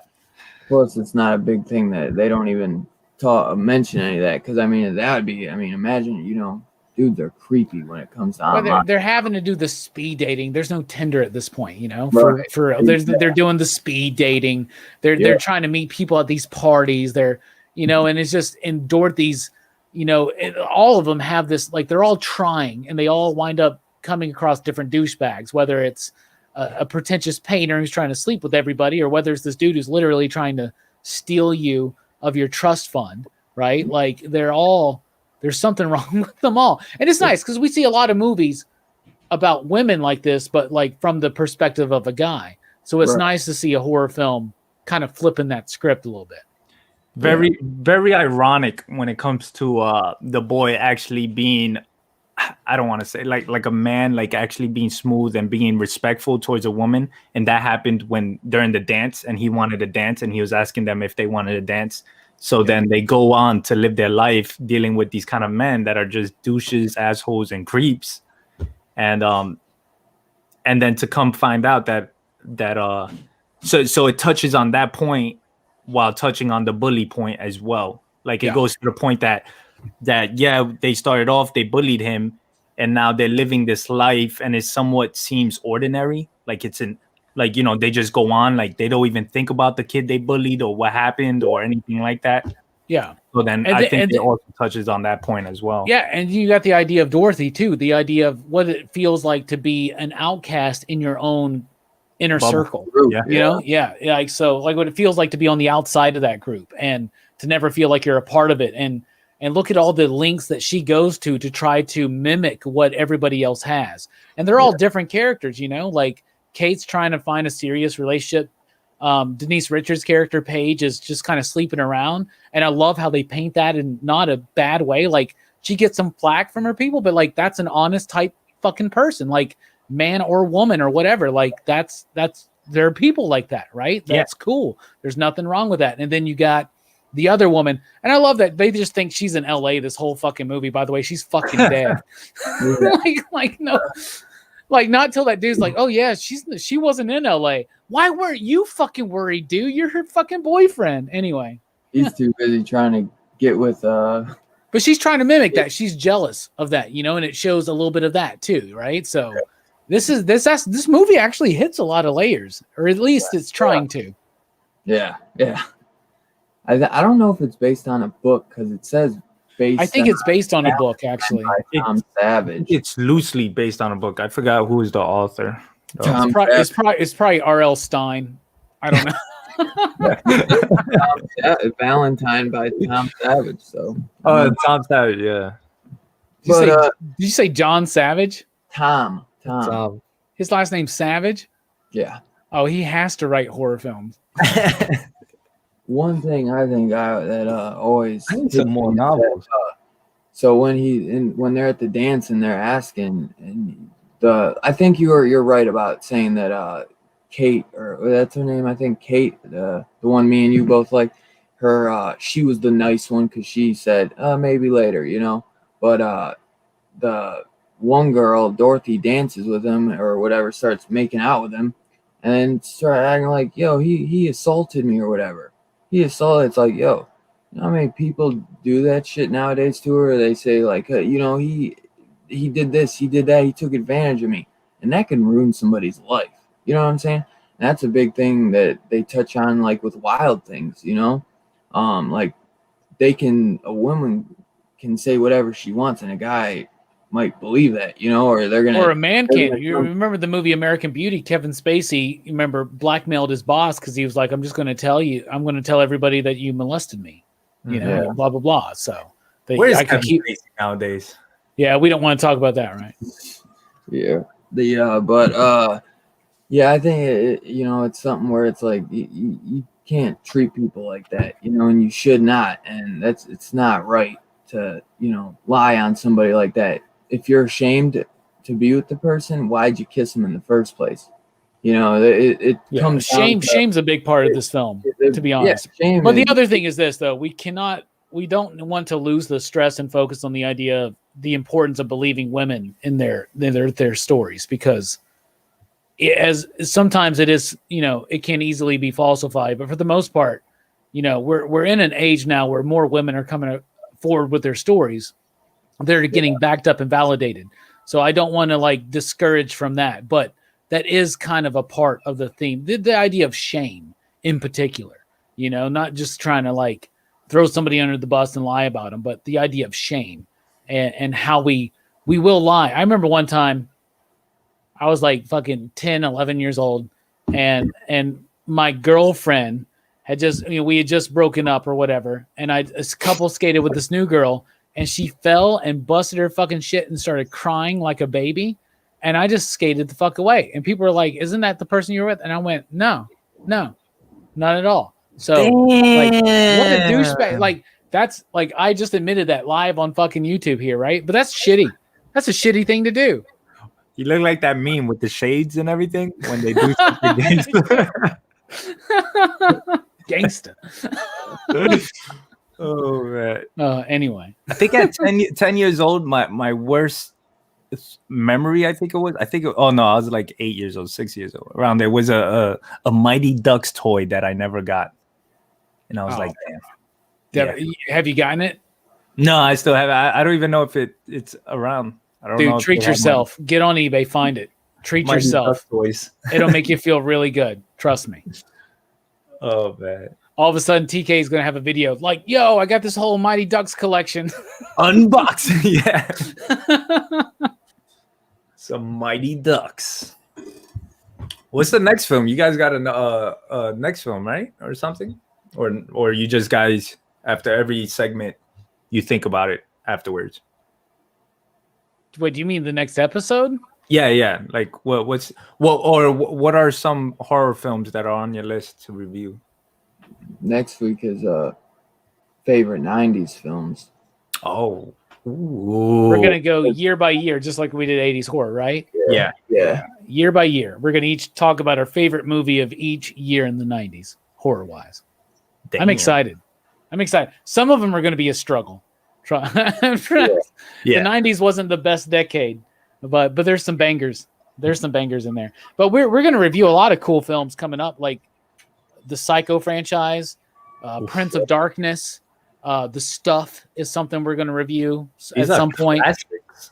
Yeah, we're going to revisit directors' histories like Adam Green. We'll do a John Carpenter episode one day, I'm sure. We're doing an Italian horror episode. We're doing the Gates of Hell trilogy.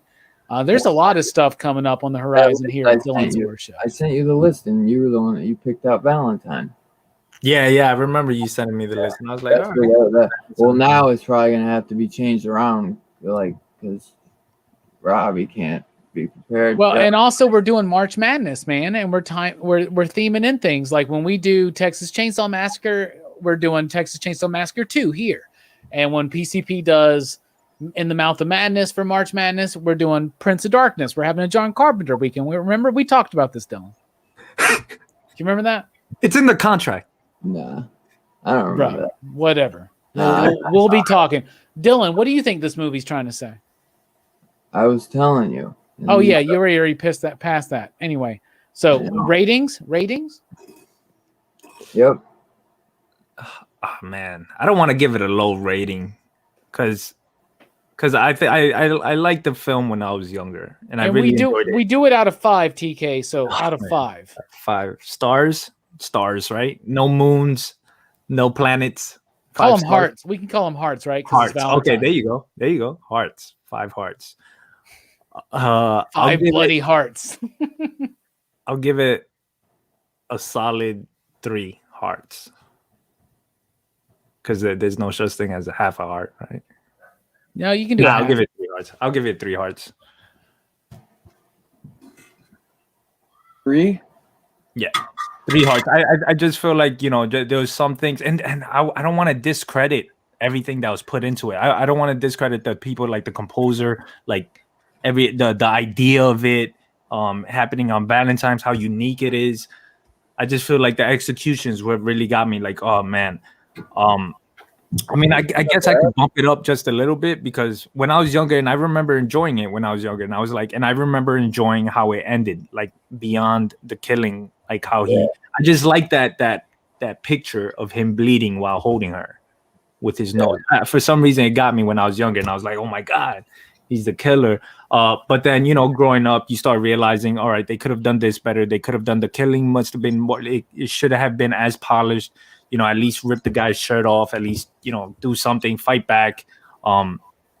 More gore. You have all of this. It's just for a 2001 film, it should have been more. And if it wasn't going to be more, then you should have brought that film a lot earlier than that time period.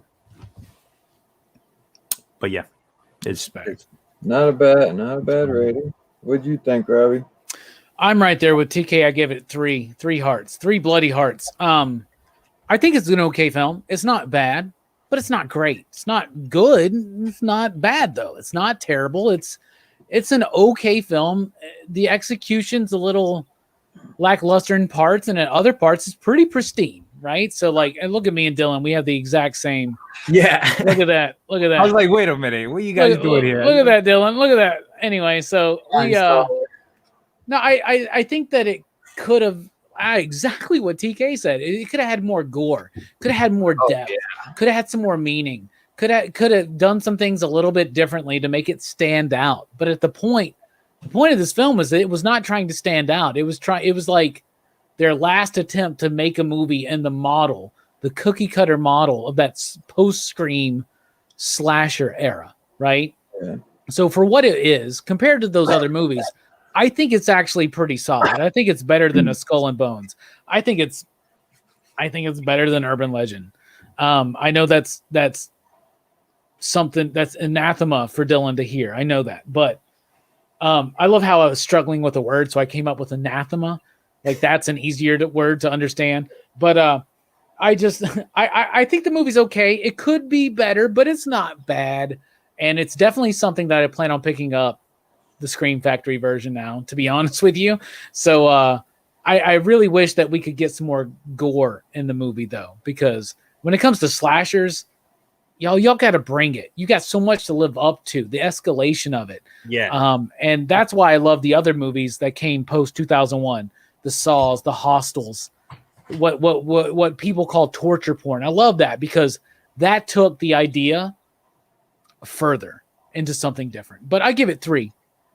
3 bloody hearts, 3 you digs, whatever. Respectable. Yeah, I'm right there with you. Man, back in the day, I probably would have gave it like 3.5.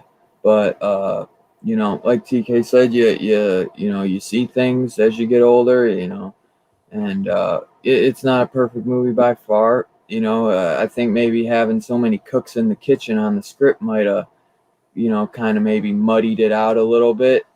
But and not kept it so straightforward. But I'm hoping that I want to see the Scream Factory release because I want to see if the kills were a lot better and maybe the MPA screwed them. But I do have a feeling because if they screwed them that bad, why didn't we get an unrated version? So something's up with that. So this movie, it was definitely I feel made to be a rated R film. Yeah, I don't think there's much cut out. Yeah, that's what I don't think either. Because even in Scream, the kills aren't. It's like the kills aren't the thing. It's a whole different aesthetic in the 90s as opposed to the 80s. And then the 80s started getting really cut the fuck up in the mid 80s. You know what I'm saying? So look at the first 5 Jason movies compared to the last 5. It's way different. Yeah, the potato sack. Yeah. So that gives us a 3. Yeah, everyone doing a 3, so we'll put that at a 3.69, dude. 69 dudes. Yeah, we got some 2 hearts out there in the chat. I see, so that's cool. Yeah, it's understandable. Yeah, you can't do a half a heart, so you can do a half a heart. Can you? We do half your digs, man. No, but you can't do a half a heart. Like, dude, you tell me you can't cut a heart in half. Yeah, as an emoji. Bruh, I'm a single dude on Valentine's Day. Yeah, you can cut a heart in half. Well, somebody, they cut a heart in half. I'm fucking almost 40 and single on Valentine's Day. You can cut a heart in half, Dylan. You fucking piece of shit. Okay, fuck you. Put it in the live chat right now. Put a half a heart in the live chat. Oh, you mean like with the emoji? What's an emoji? Is that a TikTok thing? 2.5. Can't do 2.5. Do you think they're going to put the new Mortal Kombat game on Super Nintendo? I hope they do. Anyway, which game? I'm just fucking around. Oh. I said Super Nintendo, like that's the last game system I had. It wasn't at all, but still, it's a bit. It's just a bit. That wraps it up. So what do we got for show and tell before we get the hell up out of here and let these fine people go back to their Saturday night and enjoy it, other than hanging out with us? I did not know there was a show and tell going on. So I told you. TK's Batcave has never watched an episode of Dylan's Horror Show all the way through. No, I told him during the stream. I forgot to tell him. But I'm surprised you don't have even a horror figure to show. I've been moving things around. Like, oh, baby, bro. It's all right. Just grab something from behind you and show it off. Yeah, show that Red X comic. That's a Batman. Is that horrifying? Batman can be scary if you're like a crook in Gotham. If you're just trying to like get your baby some diapers and you decide you're going to join this heist one night, Batman shows up and beats the shit out of you. That's scary. Tomorrow, I think that. Well, I don't know. I guess that's almost a half. That's kind of half a heart. All right. Is it? What are you saying about tomorrow, Dylan? Huh? You said tomorrow? Tomorrow. Tomorrow. Okay, I thought you said tomorrow. What you got, Robbie? All right, I got Robbie. Let me see, Robbie.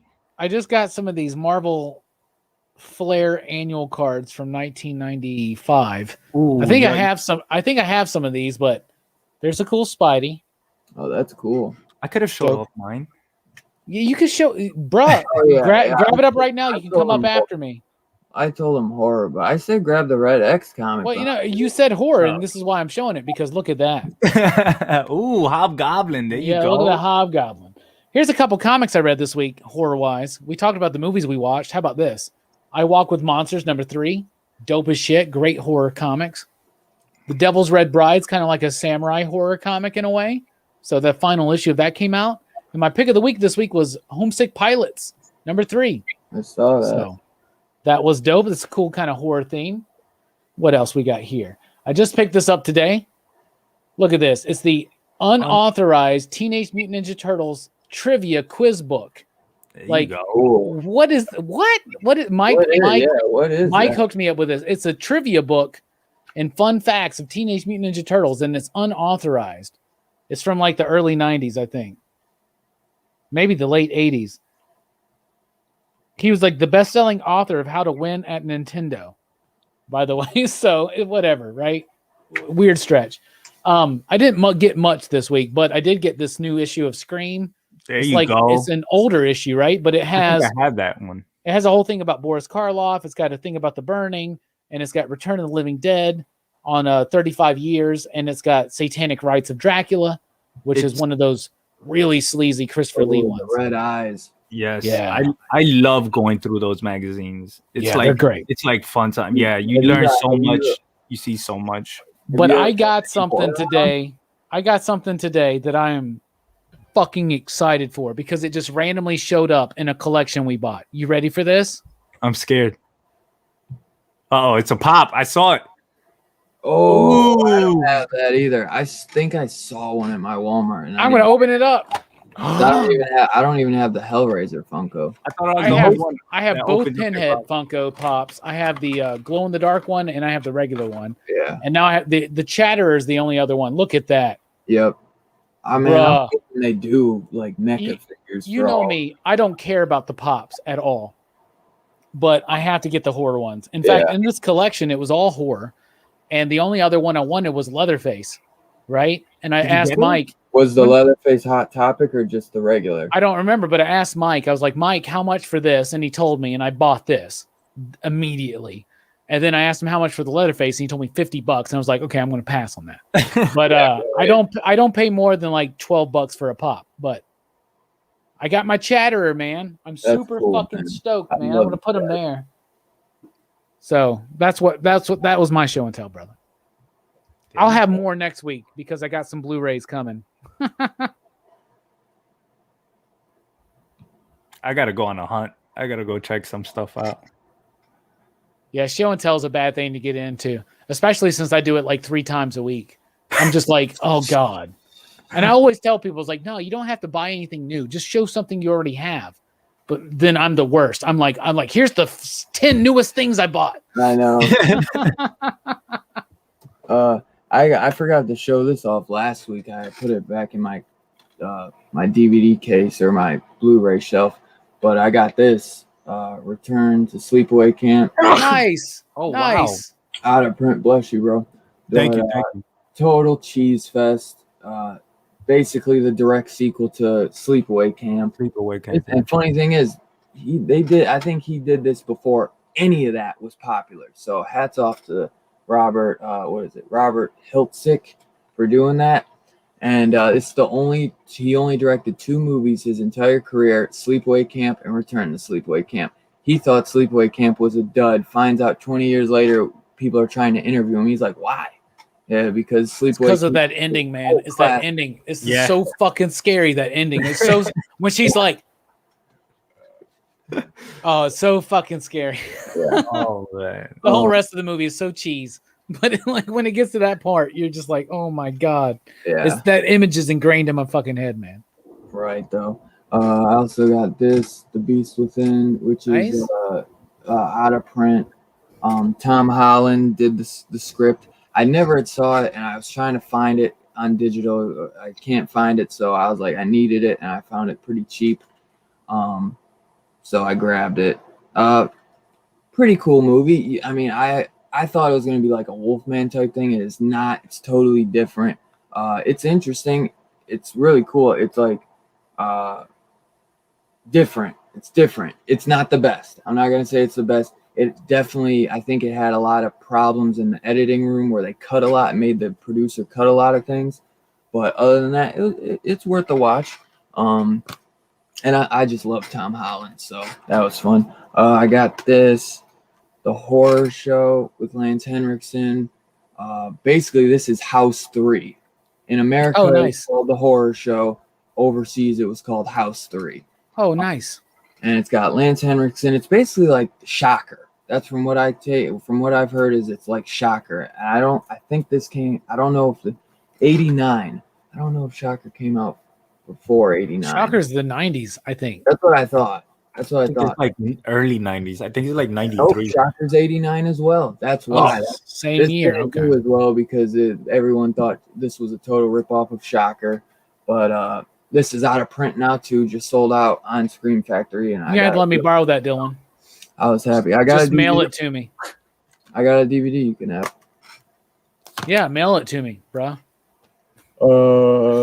Send back a different DVD. I think this is the first Corman flick I got besides Piranha. But I probably have to get another Blu-ray copy. Galaxy of Terror. Nice. I had a nice coupon and it was only like $13, so I grabbed that up. It's got Sid Haig and Robert Englund, so I really wanted that caught my eye. I think they said it's kind of like I think James Cameron worked on this too, like worked on the set and design. I forget, they said something like Alien meets something. I don't know, I forget. Beasts, creatures. Probably, yeah. But Galaxy of Terror, it's a cool, really cool. I love that classic artwork. And then I got this because this just came out. The My Bloody Valentine Steel book. Oh, that's a Steel book? Yeah. I didn't even know they had a Steel book. Yeah, it just came out on Tuesday, man. I told you I wanted to watch that. I really wanted to watch the uncut version. Mike got me one. It's on the way. I'm so excited. Oh, dude, that's so cool. Mike, TK, they even did a special edition that came with a minor action figure. No, yeah, I know. Dude, I wanted to get it. I never saw that. I love when they do stuff like that. When they go, bro, you got to get on. You got to sign up for their email list. You're like, who checks email? And last but most certainly not least, that's the uncut version too. Sold out now. I'm so glad I got it. Scarpad was able to pick up one too. I was telling you about this. The 3-disc set of Army of Darkness. So happy to have this. And it's not 3. There's a disc 1 is the theatrical version. Disc 2 is the director's cut, not Nice. rated. Disc 3 is the international cut, not rated. So the one cut has the alternate ending in it, right? Yeah. It should Because have that's the boomstick edition and shit, right? Like, yeah, that's dope. Original ending, alternate opening, deleted scenes,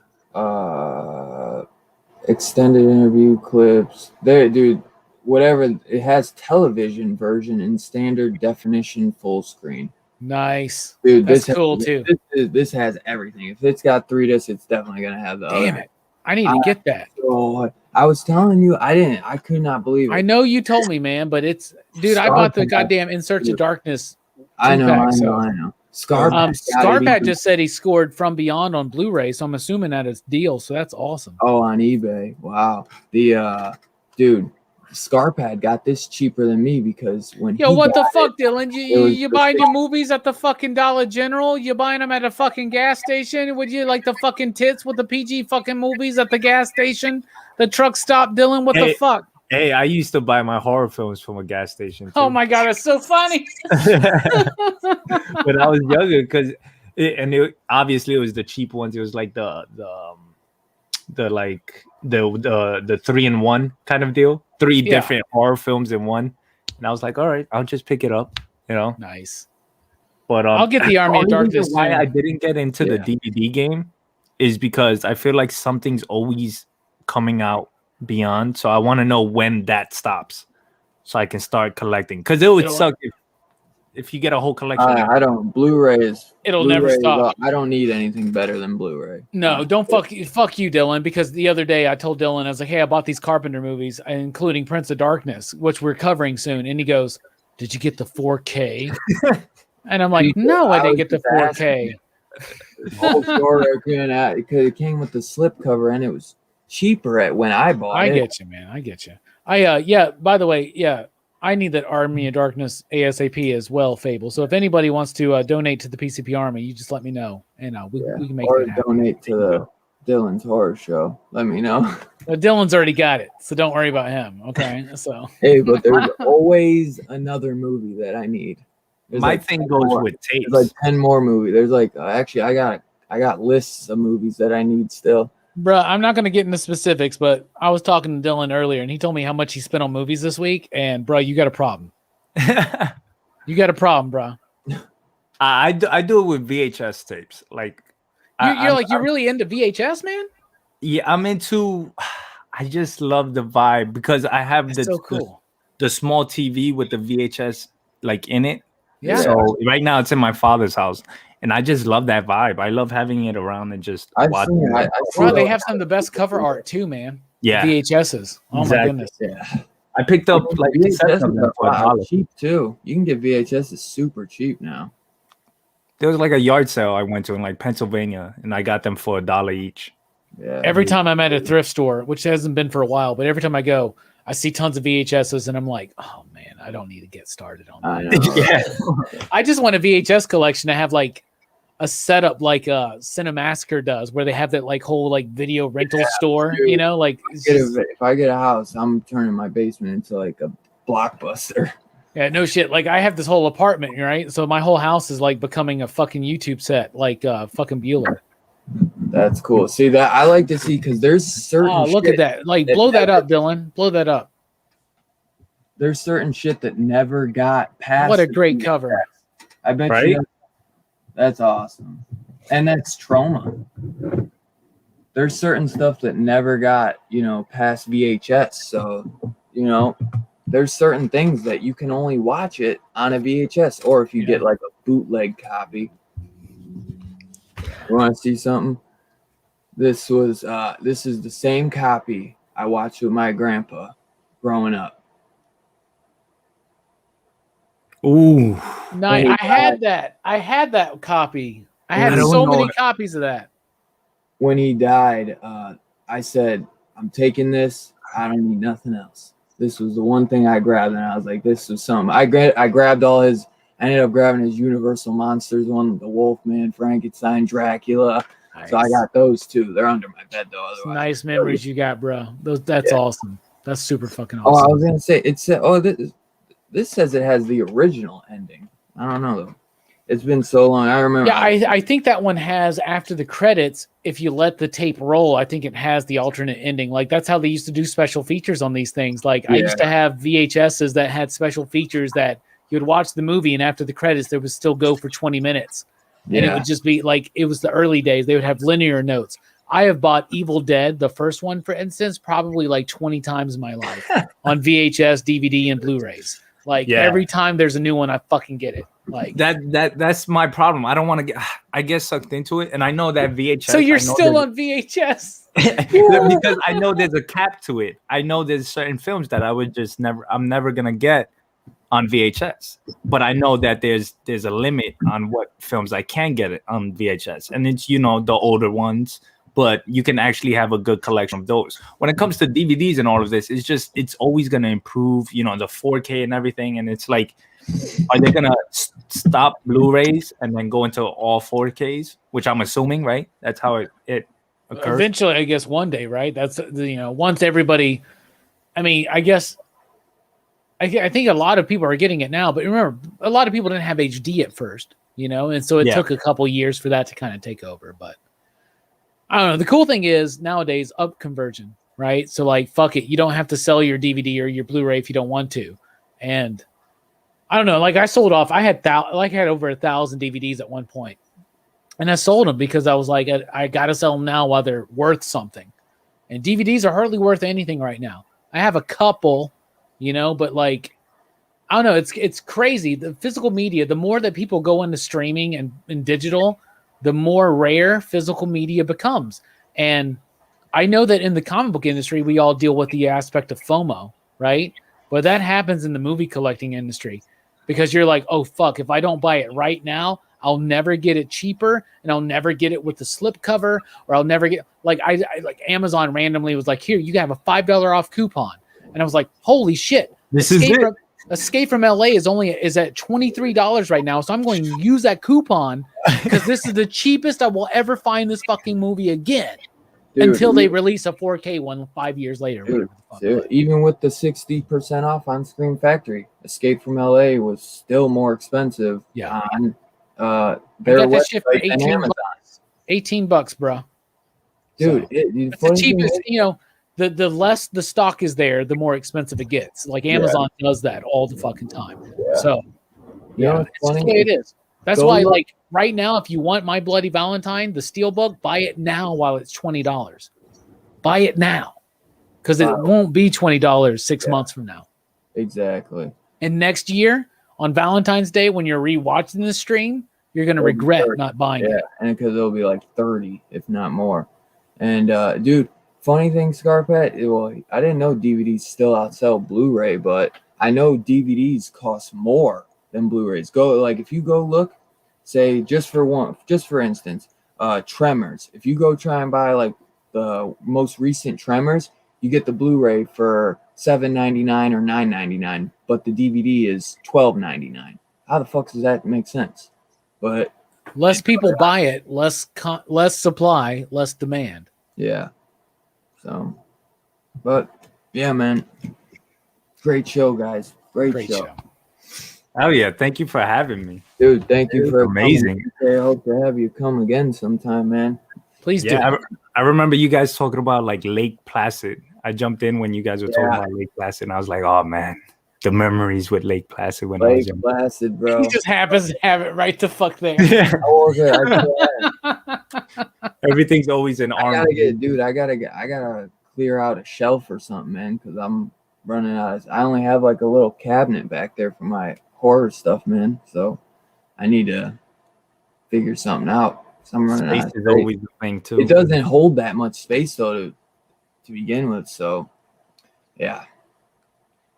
But so next week we're doing the favorite 90s horror film, like we did with 80s, where we'll pick one horror film for each year. So top 10, obviously 90 to 99. That's going to be a lot of fun.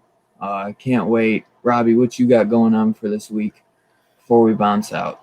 Well, tomorrow morning is the weekly pop culture wrap up. We'll be talking about some new DC announcements, including Milestone and a lot of digital first DC announcements. That's kind of what they're doing now. So, but lots of cool stuff there. No Rockin' Robbie live tomorrow night because I don't want PCP to be anybody's excuse to not spend time with their significant other. So spend your Valentines with your significant others. If you don't have one, fucking watch some horror films. Watch the Tentacles film or whatever the fuck. Or make plans. Make plans on Valentine's Day, even if you're alone. I made plans. I got some good plans. Anyway, after that, Monday night, I will be on Tomorrow Cinema for their debut episode of The Pitch Battle. And I'm supposed to take a beloved science fiction franchise and adapt it to a musical and pitch it. So I still am on the edge of what I'm going to do. But yeah, so that's going to be Monday night, weekly comic book review, talking comics. I think comics are going to be delayed this week for a lot of people because of the winter weather that's coming through a lot of the country. But Thursday night, I will be chatting on my channel at 6 p.m. Central Time with Geeks Unleashed, a great podcast I've been a part of. So I'm excited for that. And then Friday night, PCP movie night, Boys in the Hood. Very excited for that. And then next week, Dylan's horror show, 90s horror. I'm very, very excited for that, Dylan. Heck yeah. Hey, TK, you got anything going on this week, my brother? Yeah, so on my channel, I do a lot of Batman content. So I'll be throwing out just a lot of Batman, either whether it's movie facts or video games. I'm playing Arkham Asylum again, the Return to Arkham. So that's pretty awesome. I live stream that. Nice. Monday, Wednesday, Friday, I'll be going live streaming as well. I don't have the times yet, but I think that's when I want to go live stream and just talk about what's going on, whether it's in pop culture or any breaking news. And I do a lot of breaking news on my channel as well, and I talk about it. So I know tomorrow Justice League is dropping trailer. And yeah, I mean, it's exciting. It's exciting. It's just I feel like it's too much going on right now, and I feel like the movie just needs to be here. Yeah, but it's almost here, man. We're like a month away almost, man. I'm so fucking pumped. So I'm all for it. I can't wait. 4 hours. I'm ready. I'll sacrifice anything. Dark Side is, motherfucker. Dark Side is like an hour a week or something. No, it's all one movie now. It's all one movie. I didn't really like that. I just want one movie. Yeah, that's cool. I'm good. I'm glad they changed that. I didn't know. Dude, I always complain about how I don't have time to watch shit. I will guarantee you I'll watch that shit 2 or 3 times in this first week. 100%. You'll be like, Dylan will be like, what horror movies you watch this week, Robbie? I'll be like, none. I watched fucking Zack Snyder's Justice League 3 fucking times. I thought we was here to talk about Zack Snyder's Justice League. Shoot, I'm so fucking ready, man. Yeah, I mean, that's all I got going on. And just, live streaming. I'm really into the Batman Arkham Asylum video game.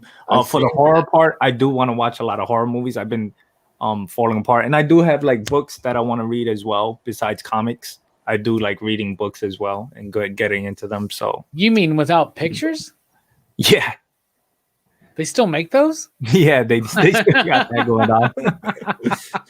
No, y'all, TK's not lying. He does drop a lot of like news too. So like if you want to stay caught up, TK will there's some news will drop and he'll like make a fucking video. It's great. I love it. Yeah. So stay tuned. Thanks a lot, Robbie. I do want to say thank you on my part for having me. This was awesome. This was fun. I'm over here talking about Valentine's, the horror film, or the mystery. I wouldn't have thought that. You get so into like the whole DC Marvel Independence, and you're reading that and you're talking superheroes all the time. And then I see my boys over here doing the horror show, and I'm like, oh man, that's exciting because that's one of my passions right there. It's one of my late nights. There's a lot of people that love comic books and love horror, and that's what Dylan's show is for. 100%. I'm just glad you came and hung out because I knew you are. I know you're a huge horror fan. That's where I feel like we clicked as buddies first, and then we was like I was like, yo, you got them NECAs, bro? You got them horror NECAs? And I was like, dude, and then for real, I was like, that's my dude, bro. And then we did our little horror show, me, you, Scarpad, Rob, and Carolina. So I was like, I gotta bring him back. I had Scarpad last week, so I was just glad you were able to come hang out. And yeah, we'll definitely have you come again, no doubt, as long as you're willing, you know. So we'll figure out something else, and I'll send you a list, and you can pick one you want to come on. So I'm just grateful for you to be here, man. It was awesome to have you, man.